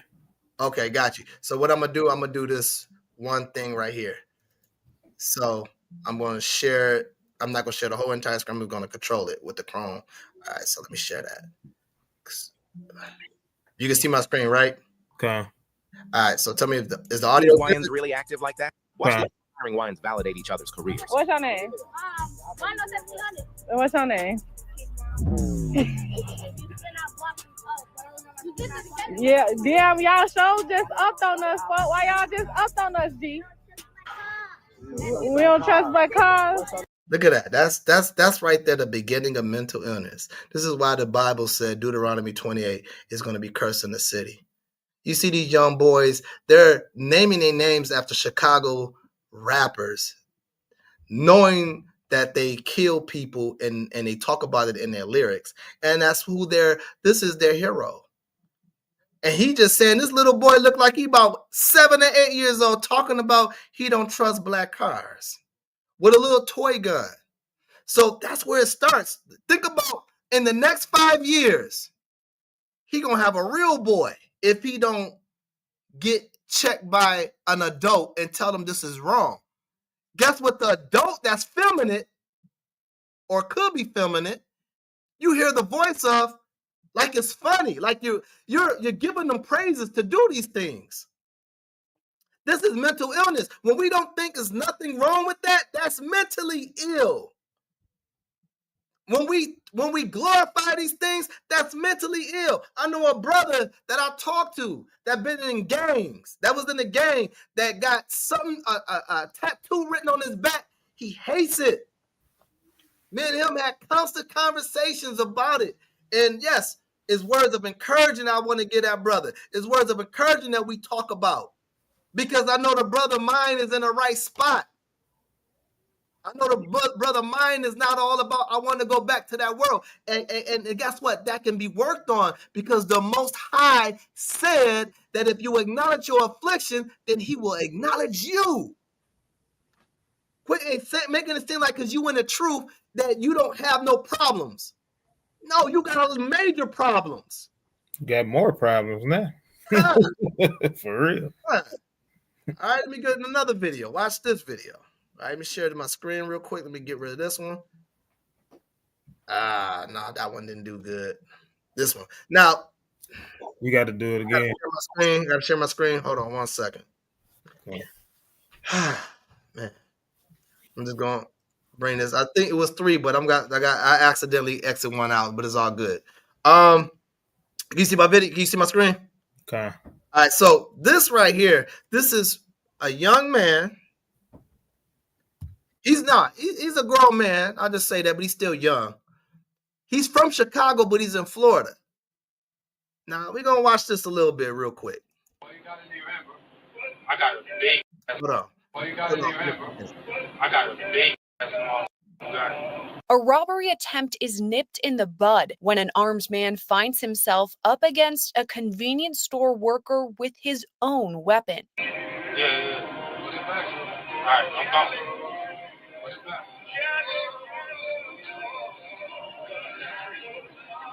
It happened on September 9th in Pensacola, Florida. He just walk in there real calm and easy, man. He don't even have a mask on. Like, these kids is different. They walk in there, you got a big old gun, assault rifle on you. I don't know if it's assault, look like a shot. No, that's assault. The shot of you wouldn't be that long barrel like that. He got an assault rifle on him, and he walking in the store because why? From his environment in Chicago, that's what they do. So he's thinking, this is how I can do it in Florida too. The Escambia County Sheriff's Office released this security video saying the suspect, 32-year-old Rakeem Stephen Tate, turned a bad decision into a worse decision when he entered the store armed. Security footage shows Tate walking inside carrying a gun under his right arm. He walks around the store before speaking with someone who is off camera. I don't mean no harm. I'm just not from around here. Well, you got to remember, I got a big gun, but I'm not from around here is what I'm saying. I'm from Chicago, bro. Escambia County officials say the clerk noticed Tate was armed before he entered the store and ran to the back room. And see, and this is why we give enough feedback for Esau and them to try to take our weapons away. Because we do stuff like that, and then guess what? We're so lost believing in their American program system that we give our guns away and we become unarmed. When it's time for them to come and attack, we got nothing to back us up.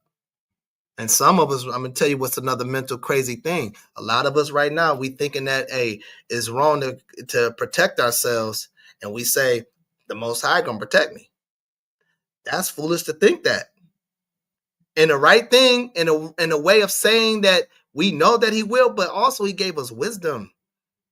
Don't think that you can go into a dangerous place and the Most High is just gonna fight for you, and you don't put in that action or the work. You know what I'm saying? What it would say, faith without works is dead. You think you about to just go in and a dude that just got a gun and he's about to he means business in your house, and if you don't have what he wants to take from you, you don't think it's a good chance he's gonna pull that trigger? Or you gonna say, man, I'm good, I don't need a gun. The Most High got me. Man, we're not living in those days or times where people will have that mindset. Especially these young brothers, man, they ready to take your life out just to have a badge of honor and just to brag on it and sleep well, like nothing happened. That's mental illness. To arm himself with his personal weapon. What's that? After leaving the store, Tate was charged with openly carrying a prohibited weapon and attempted robbery with a firearm. Officials with the Escambia County Sheriff. I'm going to leave it right there because nothing happened. It just shows that the young man walked in because he has that Chicago mentality. Where he learned that from? From the environment. That's mental, what they created for our neighborhoods to be walking like that. This is another setup to make us more crazier. Right now, he don't think he's crazy. He's thinking like, I'm protecting myself with a big gun on the side of his hip. But why would you walk in a convenience store like that? That's Deuteronomy 28:28. Smite with madness. Right? So let me clean that off. All right. So now give me Proverbs 16. No. Give me 2 Timothy. That's what I wanted. I wanted 2 Timothy 1:7.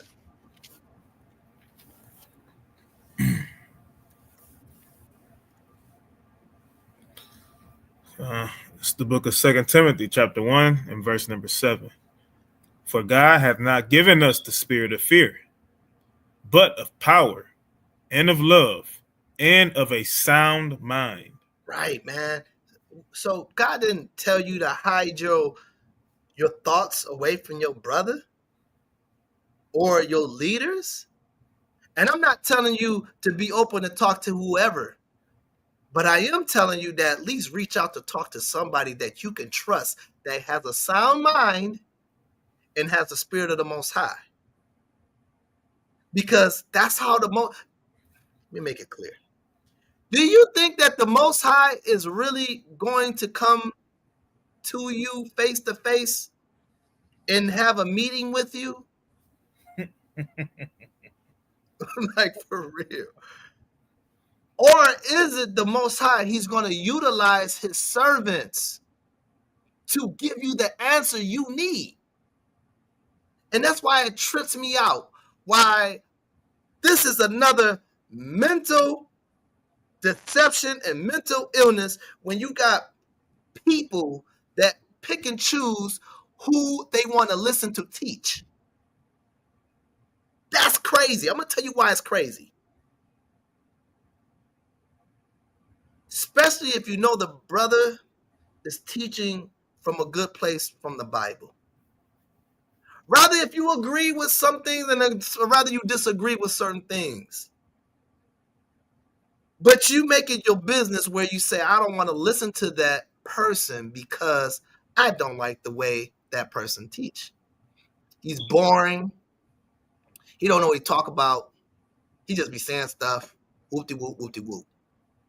But you may have prayed for something and asked the Most High, please answer my prayers to give me an example what I need to do. And the Most High will use somebody else to give you that message, and you refuse to listen to him because you said, I don't like the way he teach. So your whole blessing that you were looking to be removed from, you missed the mark because you were looking for a particular person to tell you. Everybody can't tell the next person this or that or give them the best edification. It don't work like that. the Most High knows who he can use to open your mind and see things different. I'm trying to tell you, I'm using Sister Malika for instance because she opened my mind. I didn't have to wait for the brother Debak to come with a lesson and be like, you know what, I don't think he gonna tell me. I'm gonna wait for Debak to tell me. I ain't gonna listen to nobody else until Debak tell me it through his teacher. I'm not gonna listen to Micah Allah from Colorado unless he teaching. I'm not gonna listen to Yashawan if he's teaching. I'm not gonna listen to Elder Karab if he's teaching, or Brother Palaya, or Brother Ara unless they're teaching, or Priest Dan. No, I'm going to listen to these classes because guess what? It's some things in these classes you may not think is meant for you, but it is for you. And you missed the whole mark. So guess what? Since your mind is set that I don't want to listen to that brother or whoever, then you miss your blessing. So guess what? Because you have not acknowledged your offense and you want the Most High to do it your way, you're trying to control the narrative with him. I want it done this way, and if it ain't done this way, it just ain't my time. You don't know. Most High can use your own child to give you the answer, and you say, I don't even want to listen to him because you're too young. You don't know life. You don't know what I've been through. Don't make sense. Right? All right, so let me get Proverbs 16 and 11. Right? Because this is what we got to do. When we going through these situations, man, we got to decipher these situations and know what we need to do, right? So are we going to go through problems and issues? Are we going to still deal with problems in our lives in the past? Absolutely, yes. But guess what we got to do? Read 16 and 11. The book of Proverbs, chapter 16 and verse 11. A just weight and balance are the Lord's. All the weights of the bag are his work. All your problems is his work, not your work. It's his work. All you got to do is weigh it and balance it. How you do that? You see the situation. This is what I'm learning. So I'm not going to talk like I got the best advice. I'm still learning it. And if people got more advice to give me, I'm willing to take more because I want to overcome this situation. I mean that. Because if I constantly use my anxious, I'm going to keep getting dizzy. I'm at a point where in my life right now, the Most High said, if you keep this up, you're going to keep being dizzy. But if you acknowledge it and know to relax, you don't have to worry about it. You know? So everything got to be weighed out. And then you got to balance it out. So what you got to do, this is what I learned from this scripture. I learned that I weigh my options. And then I balance it to know like, all right, Most High, I'm going to let this go to you. I have to balance it out because I already got the weight. So guess what? When I send all that weight to him, all the weights of the bag is his work now. I ain't got to do nothing but just have faith. But I still got to show up. This is why I force myself to do the class because I got to do something. I feel like I'm not doing enough for the Most High. I just got to.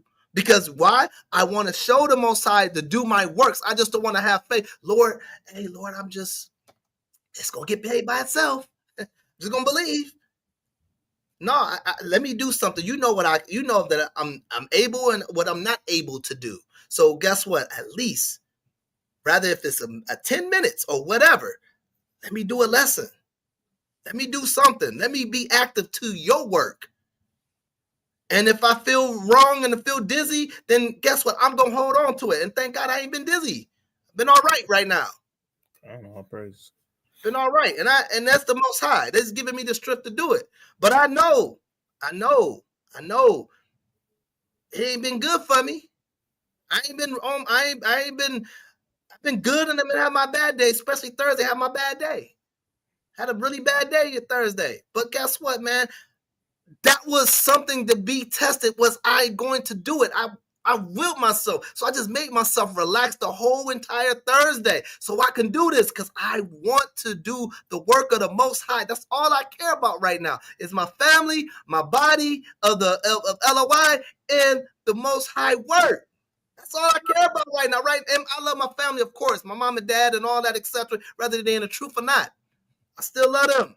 But right now, this is all that matters. This is all I have. This is my therapeutic. I'm just releasing a lot of things I've been holding in. I feel better. This is stress relief for me. All right. Now, I'm going to get this last scripture. I'm going to show who else dealt with mental illness right here in this portion. Give me Matthew 26. And I want you to start at verse 36. All right. It's the book of Matthew, chapter 26, and verse number 36. So when you think that you don't have mental illness, then you explain our big brother that died for our sins. You tell me when that time was to come, what was he dealing with? All right, start at 36. It says, Then Jesus with them unto a place called Gethsemane, and said unto the disciples, Sit ye here, while I go and pray yonder. And he took with him Peter and the two sons of Zebedee, and began to be sorrowful and very heavy. Then said he unto them, My soul is exceeding sorrowful, even unto death. Whoa, hold on. He said his soul is exceeding sorrowful. Man, he going through a lot. Go ahead. Even unto death, tarry ye here and watch with me. Right, so guess what? He didn't go by himself feeling the way he felt. He didn't get caught up in the Roman or the American program system where it says, be a man, chuck it up. Don't cry about it. Don't tell nobody about it. Just go handle it yourself. Guess what he said? I need my boys to roll with me. Mm-hmm. I need my fellas to roll with me. Right? That's what we supposed to be doing. Not, I'm going to keep it away from my homeboys and then step out and be like, oh, praise to the Most High. I'm all good, man. I'm all smooth. Acting like everything good, but everything is jacked up inside. Continue, bro. Then he said, Slacky, verse 39, and he went a little further and fell on his face and prayed, saying, O my Father, if it be possible, let this cup pass from me. Nevertheless, not as I will, but as thou wilt. Right, man. Hey, let your will be done, but I really don't want this to happen. Why? Because he understood what the beating he was about to take. Don't nobody rush for a beating, man. I'm about to rush to go get beat up or get beat up and stabbed on. Ain't nobody rushing like that. That already brings a thought in your mind like, hey, man, I gotta defend myself. But in this situation, like, I gotta just allow it to happen because this is my Father's will. So if when you know you can't fight back and you got to take that beating, you don't think that your mind is going crazy? And he's showing you an example, himself, that he had the power to remove all these things. And he was taking on a mental illness. And what he did with the mental illness, he didn't hold on to it. He shared it with his brothers and he gave it to the Father. All right, go ahead. And he cometh unto the disciples and findeth them asleep, and said unto Peter, What? Could ye not watch with me 1 hour? Mm-hmm. Watch and pray that ye enter not into temptation. The spirit indeed is willing, but the flesh is weak. That flesh is prideful like a mug. That flesh just want to hold everything in. Why? Because your flesh grew up as a child into the American program. It didn't grow up where we at right now. It didn't grow up into the spirit of the Most High. You know what I'm saying? We had to go through things to get to where we at right now. So now since we are where we at, now we still got work within ourselves. All right, go ahead. He went away again the second time and prayed, saying, O my Father, if this cup may not pass away from me, except I drink it, thy will be done. Mm-hmm. And he came and found them asleep again, for their eyes were heavy. And he left them and went away again and prayed the third time, saying the same words. Continue to pray. When you're going through these things, may not happen right away or immediately. You seeing Yahweh Shai is giving us an example. Continue to pray. What is it? Isaiah 62:7. Give them no rest. Okay. Like you don't give the most. I know. Go ahead. And I was gonna say, in Thessalonians, where literally tell that one verse says, "Pray continually." Come. You just don't stop just because it was said, and then the Most High just said, "Okay, I got you." No, continue to do it, right? Because this is Yahweh Shai showing, like he could have did it. He did it for that 1 hour, and then he could have just said, "I'm done." But no, he went back and said the same thing. Why? Because he wanted this not to happen, but he knew he had to do it because this was his purpose. And guess what? When I look at my situation, I look at it, that's part of my purpose of life. I was here to share not my idea, Salakia, to share my situation with everybody because this was the Most High will. I never could think this was going to happen to me in a million years. You could never tell me that. I'm healthy as a hardcore rock, man. That's how I feel. Healthy as clean water. That's how I feel. But guess what? When you carry stuff that you don't realize you're carrying, the inside of that rock or whatever, and when you break it, it's a bunch of dirt. You got a lot of dirty things that's going on in your mind, and you don't realize it. I don't care how much and how available you are in this truth. You are battling through things, and the best way to do is to take a day at a time. I'm taking everybody advice that told me, hey, just take a day at a time. Because you know what? The advice you're telling me is so right. Take a day at a time. Because if I don't do it, then I get those dizzy spells and headaches. I get the tingling in my hands and my feet. You know what I'm saying? Warning shot. But I got to do what the son did. Pray to the Father. All right, go ahead. Read the last verse. What you got? 45? Was it 45, right? Yep. Yep, read the last verse. Then cometh he to his disciples and saith unto them, sleep on now and take your rest.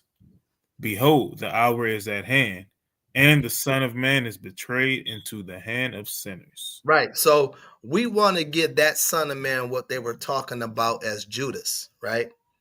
The Son of Man is betrayed into the hands of sinners. So like I said that wrong. The Son of Man is Yahushua, but the betrayer was Judas. So understand that we're battling with our inner Judas with mental illness, because you have to be very crazy to go ahead and backstab the Son of God, and you've seen all the miracles he did, and you refuse to bow down and accept who he is. And that's the same thing. You have to accept what your situation is, and you got to release that Judas spirit out of you, because that Judas spirit looks just like you, and it's really who you are, because you never took the time to examine your whole life to know that, hey, I got issues. So right there, I just want to put that there, close it out right there. But I do want to go ahead and tell all my brothers and sisters, I want to give them their flowers, man, because as Israel, we wait until the last minute to be like, you know what, man, I wish I could have told the brother I loved him, or I wish I could have told the brother that how much they meant to me. I wish I could have told the sister this and that. We need to start doing that often. Why? Because don't think that you waiting to get to the judgment seat for Yahweh Shai or Yahweh to tell something about you. Like we're waiting for, like, I wonder what the Most High really thinks about me. Well, he tells you right there in your face when he brings people around you, rather if you're being wicked or you're not. If you're going through things, he's going to tell you, like, hey, keep on praying, keep on fighting. That, and especially if it's a righteous brother or sister, that's the Most High talking to you through them. You don't gotta wait and see if the Most High gonna talk to you on the day of judgment to tell you how he looked at you. He examining you right now by using people. If you're doing what you're supposed to be doing, guess what? You're gonna get what you're supposed to hear. But that doesn't mean you stop. You continue to go. So first and foremost, man, I want to first give out to the elders first. I want to still with priests and elders of whether they listen to this or not, but it's just going out there. I'm just going to tell them, hey, I appreciate them for being who they are. Appreciate them for go ahead and come in the call and check on me. You guys didn't even have to do that. And I wasn't even looking for a call from y'all at all. I was just really trying to get my mind right, just trying to figure out what's happening. So I appreciate y'all. Y'all continue to do what y'all doing, right? Going back, I got to get back to my Tuesday brothers, right? My Tuesday brothers, Ara, Palaya. Give y'all shout outs, man. It's a blessing to be around the elders, to sit at the table, just to listen and just to be a part, to be a help into the teaching with them. Going to the Wednesday, right? Going back to, Thursday, the brother Micah Aller from out there in Colorado. We have counselors conversations. A brother always encouraging. We kind of have our own things of thinking the same about stuff, and we may learn from one another, pick each other brain, and be like, boom, that's a blessing of it all, right? All L.O.I. I just want to give everybody a shout out to L.O.I. But I've got to get back to my hometown, my boys in Detroit, man, my brothers.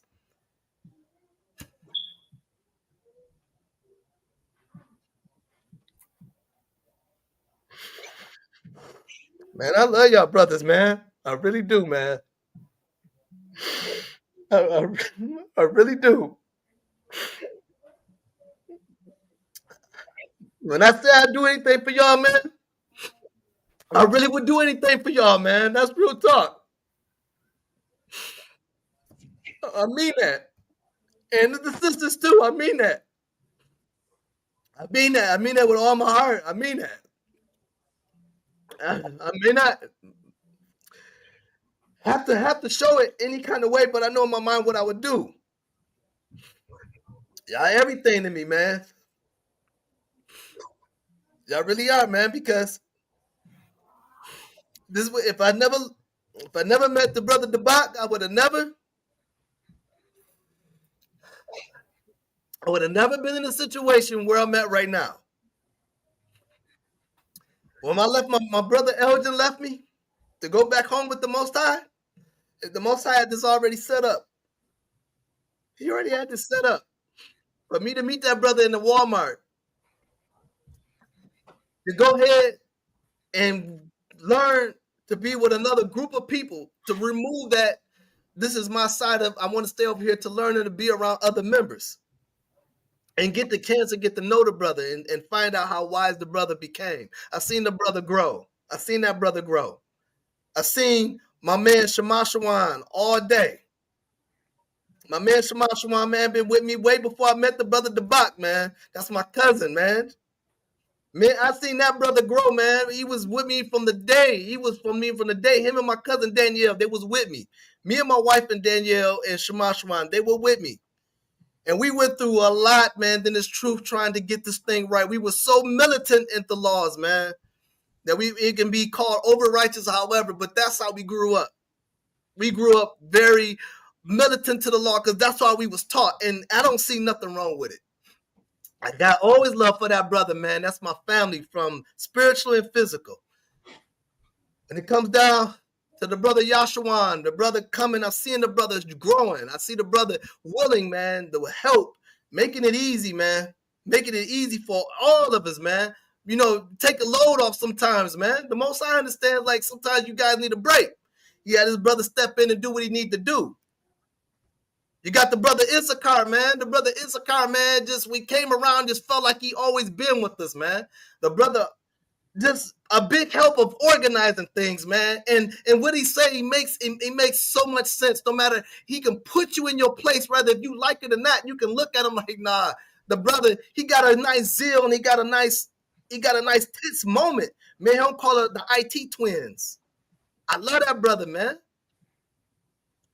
Hey, even the brother not here right now, but man, I learned the brother to come, man. Brother, he not saying he's not with us. He just been absent for a period of time, but I still got love for that brother, man. That brother is a very wise brother. That brother helps. If it wasn't for him, we wouldn't even be in L.O.I. It's just that simple. It's just that simple, man. And the elder, man, Elder Ariala, man, I love that man. I really love that man. I love that man. I really do, man. I love his faith. I love everything about him. I love that you don't even have to. You just check on me, just to check on me, man. I'm supposed to be checking on him. You be checking on me. Thank God for that brother, man. We got an elder, man, that put us in line when we out of line, man. And we thought we were about to lose that, man. That was going to be another ripping out of my chest, because we already lost two lovely brothers, man. My man Elgin, brother Dave, and then it would have been him, and then brother Walker. Man, that's been a lot, man. Sitting here, man, sitting in this house, man, just sitting there just thinking about things, man. I appreciate all y'all, man. The sisters, man, y'all so great. I'm glad to be around y'all. And I'm gonna give out to Sister Tahara. I'm gonna call you out because I didn't you called my wife, you checked on my wife, you was there. You I don't even have many words to say. I didn't expect that. You came out of nowhere, helped me out. I didn't ask for nothing. You just helped my household out. I didn't ask for none of this stuff. I wasn't even thinking about it. I'm just trying to get better. I'm still trying to get better. I don't like it, but I gotta deal with it. And I give glory to the most high because whatever thing is gonna break me is just gonna make me stronger. That's all. That's all it's gonna do. It's gonna make me stronger. And I'm gonna overcome this through the help of the most high. And I just ask y'all to please pray for me. As well as I pray for y'all. Cause man, this ain't this stuff ain't for the weak, man. This ain't for the weak. This ain't for the weak, man. You gotta be strong in this truth, man. You gotta be strong. And I ain't laying down like no sucker at all, man. I never was a sucker in the world, so I ain't gonna be no sucker in this truth. If I gotta leave my life just because I don't feel well, I wanna be well done, my faithful servant. That's all I wanna hear if I make it. That's all I wanna hear. If I gotta do that, I do it. But other than that, man, I love all y'all brothers, man. I got history with y'all. There's nothing that can change that. I got history is written. No matter where we go, if I'm there or there, I can't never say I don't know them brothers. I got history with them brothers, man. I'm a rock with them brothers, and just to be with L.O.I, man, it's a blessing, man. Because I was against camps. I didn't want to be in no camp.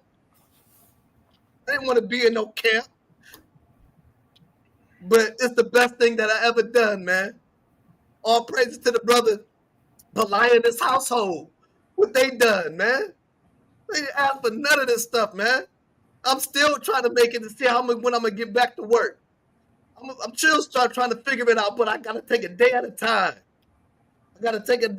I'm so used to doing what I gotta do. I gotta take a day at a time. And thank God for my wife, man. My wife been everything to me this whole entire time. And there's things I may not want to tell her, but I make sure I be honest with her because I don't want nothing to affect her. But thanks, she been so strong this whole situation, man. That's my wife, man. I would do anything for it, man. I'd do anything for y'all brothers in L.O.I, period, man. I hate the fact that this happened, but guess what, man? It's what it is. It is what it is, man. It's gonna be what it's gonna be. And thank God for a brother like Ara I can talk to as a mentor that can talk to me, give me wisdom, that been in this game for almost 30-something years. That it's a blessing to have elders, man. Utilize your elders, man, in this camp, man. Utilize these brothers. Man. And utilize Palaya. Utilize Kanai if y'all know the brother like that. Pray for that brother, man. What he going through, man. That made me think I hope he wasn't going through what I went through. Man, I love Israel, man. I do this for the Most High, man. And I'm only going to get better at this, man, because the Most High going to allow me, man. And this is hold back tears, man. I didn't even cry one time when I was in this situation, man. This is the Most High allow me to let it out, man. I didn't expect this to happen, man. I didn't expect none of this to happen, but guess what?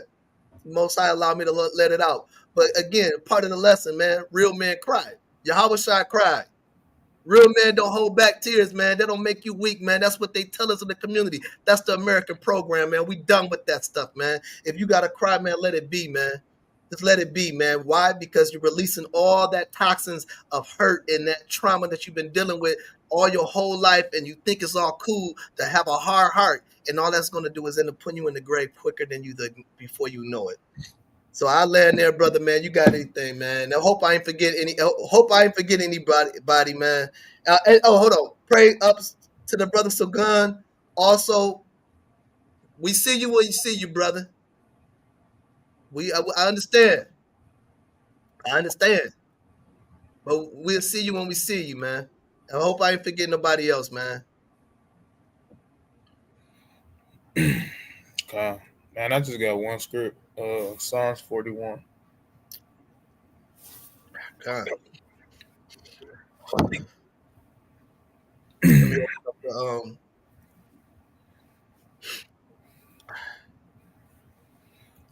Just want to bring this out, man. This it's for everybody. You know what I'm saying? This specifically for you, brother. Uh, Psalms 41. I want it in the NIV. Pull up the NIV. God.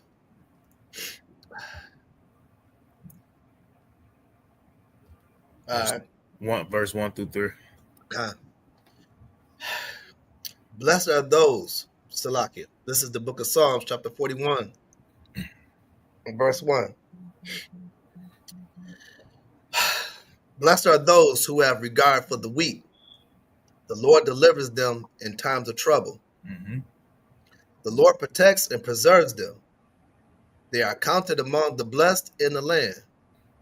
He does not give them over to the desire of their foes. Go ahead.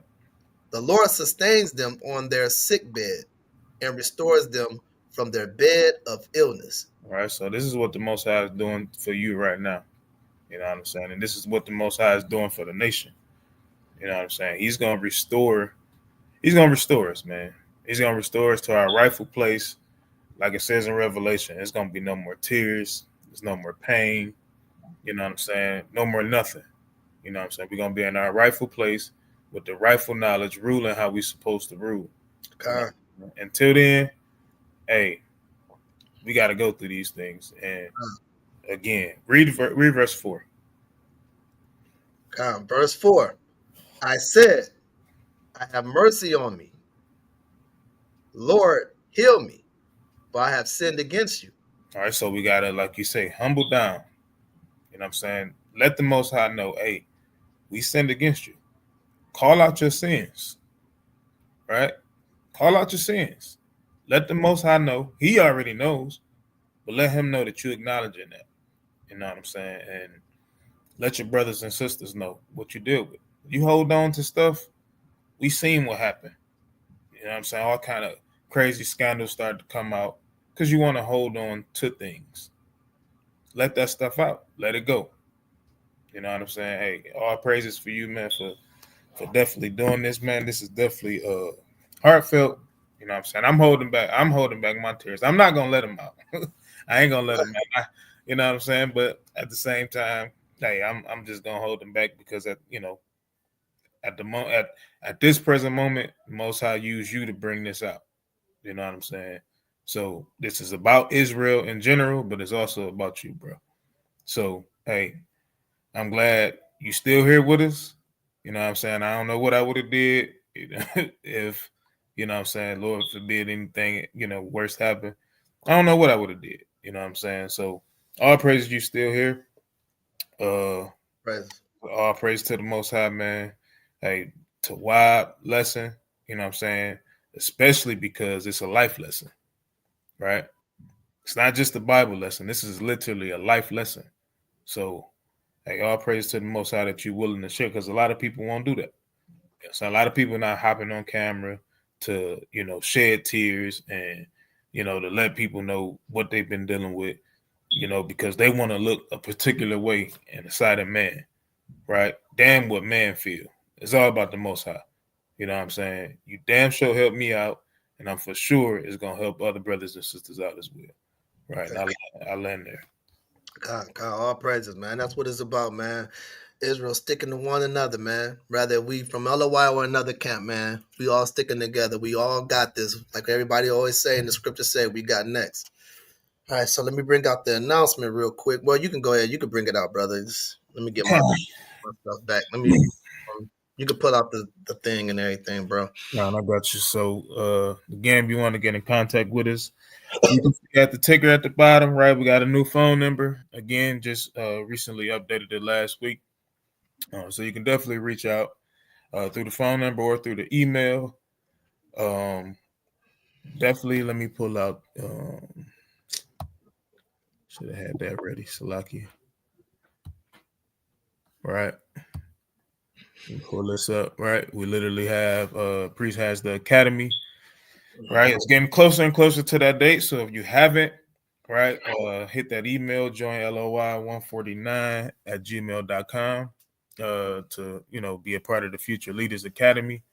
Where we definitely, priests definitely going into the scriptures. You know what I'm saying? Definitely learning more about Paul's letters, where all of us struggle at. Even at times where we probably talking amongst each other, we might maybe misquote or misunderstand something. So all of that stuff is going to be in that academy. You know what I'm saying? So we encourage brothers and sisters to join. You know, what else we got? I don't see it on here. Maybe my eyes is broke right now. I don't see it, but I'm gonna just mention it anyway. We also got Passover. Right. Of course, if you're a part of the body, you automatically counted for. If not, what's the email? You remember the email for that? LOI. You mean join LOI? Is it which No, one you not for the for Passover. Passover? Put up the one and it should be the ticker for LOI. Period. Like remove the Detroit ticker unless you want me to do it. It's right there. Okay. I don't know if it's there though. I don't think it's there. Right, Salakia for that, y'all. You know what I'm saying? If anybody know the password, can you please put it in the chat real quick so we can get it out? If you don't do it, then it's okay. Okay. For the Right. password. Yeah, the Passover. Well, we got the Passover again coming up. So definitely I know Priest definitely gonna touch on it tomorrow. So y'all definitely tune in. Right. Feast of Dedication lesson tomorrow. We got Feast of Dedication literally tomorrow night. You know what I'm saying? And this is a perfect kickoff. You know what I'm saying? This is a pregame warm-up to Feast of Dedication, because we need to dedicate ourselves, man. We gotta dedicate ourselves, you know what I'm saying, to each other. You know what I'm saying? We got to dedicate ourselves to our family, to the Most High first and foremost, right? Through Yahweh Shah, we got to dedicate ourselves to these law, statutes, and commandments and live in the right way. You know what I'm saying? The best we can. Be the best you that you can be. You know what I'm saying? So I'm going to land there. You got anything else for you? We close out, get out of here? No, we ended up, man. Just pray for one another. That's all. Pray for one another, man. And we got next, man. And all praise to the Most High, man. And whatever you're going through, man, count it all joy, like the scriptures say, man. Don't let it hinder you. But it also, man, talk to a brother, talk to your sister, man. Don't hold nothing in, because right now we all struggling. We all can sit at a long, great big table and we can all talk about our issues, and we can all figure out and relate to anything. That's why these other nations cannot sit at the same table as us, because they can't relate to us. So, I land there. Shalom. Hey, Salakia, one more thing, because I do want to announce this to everybody, man. If y'all want any banners, right? Y'all know that the banner in my Gala background, Sister Anya did. Y'all seen the one, the Passover before. Shout out to the sister. I'm gonna move my head. It's kind of, I gotta hang it right, gotta get it right. Right, she got made a feast of dedication banner for us. You know what I'm saying? So shout out to that sister. Y'all need banners. Hey, definitely hit up Sister Anya.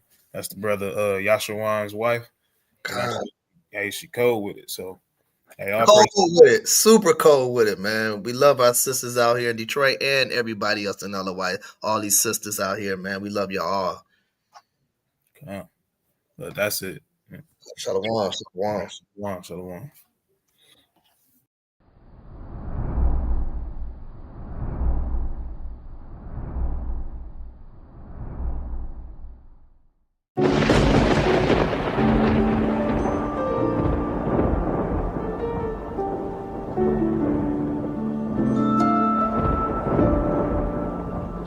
Gang or no gang?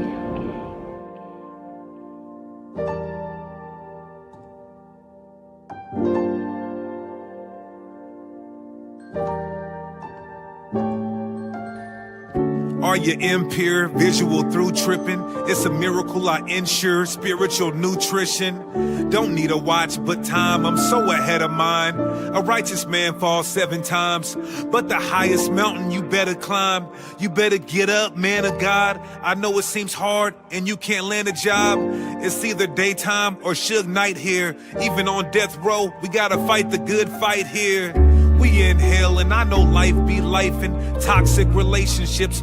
You and wife be fighting, kids hear it. Praying to God in his spirit, in the name of his son, spear to his ribs, pierce it. Israelites in shambles, how did we get here? Look in your house and ask, how many demons live here? We need a Porsche so we can shift gears and get back to bringing the fish near. I swear we need some new changes this year. Some elders sat back and watched it happen like a screenplay, didn't want to stop the action. Things went public, y'all been mourning for weeks. They want me to warn the wolf instead of warning the sheep. We acting like thug goons, you gonna get put in the mud soon. Passover and we just had a blood moon. It's like we love doom, the way we bring other people down with us, even if they was always down with us. I got a ghost rider, Holy Spirit right for me. I didn't have to battle cause the Father fight for me. Maybe I'm the Lord's anointed cause my choice appointed. Probably thought I failed by now so they disappointed. Or maybe I don't make it cause the mark of the beast I won't take it. Authentic and I won't fake it. I love my haters, but if you put your hand out, I won't shake it. Nigga, I'm probably gonna break it.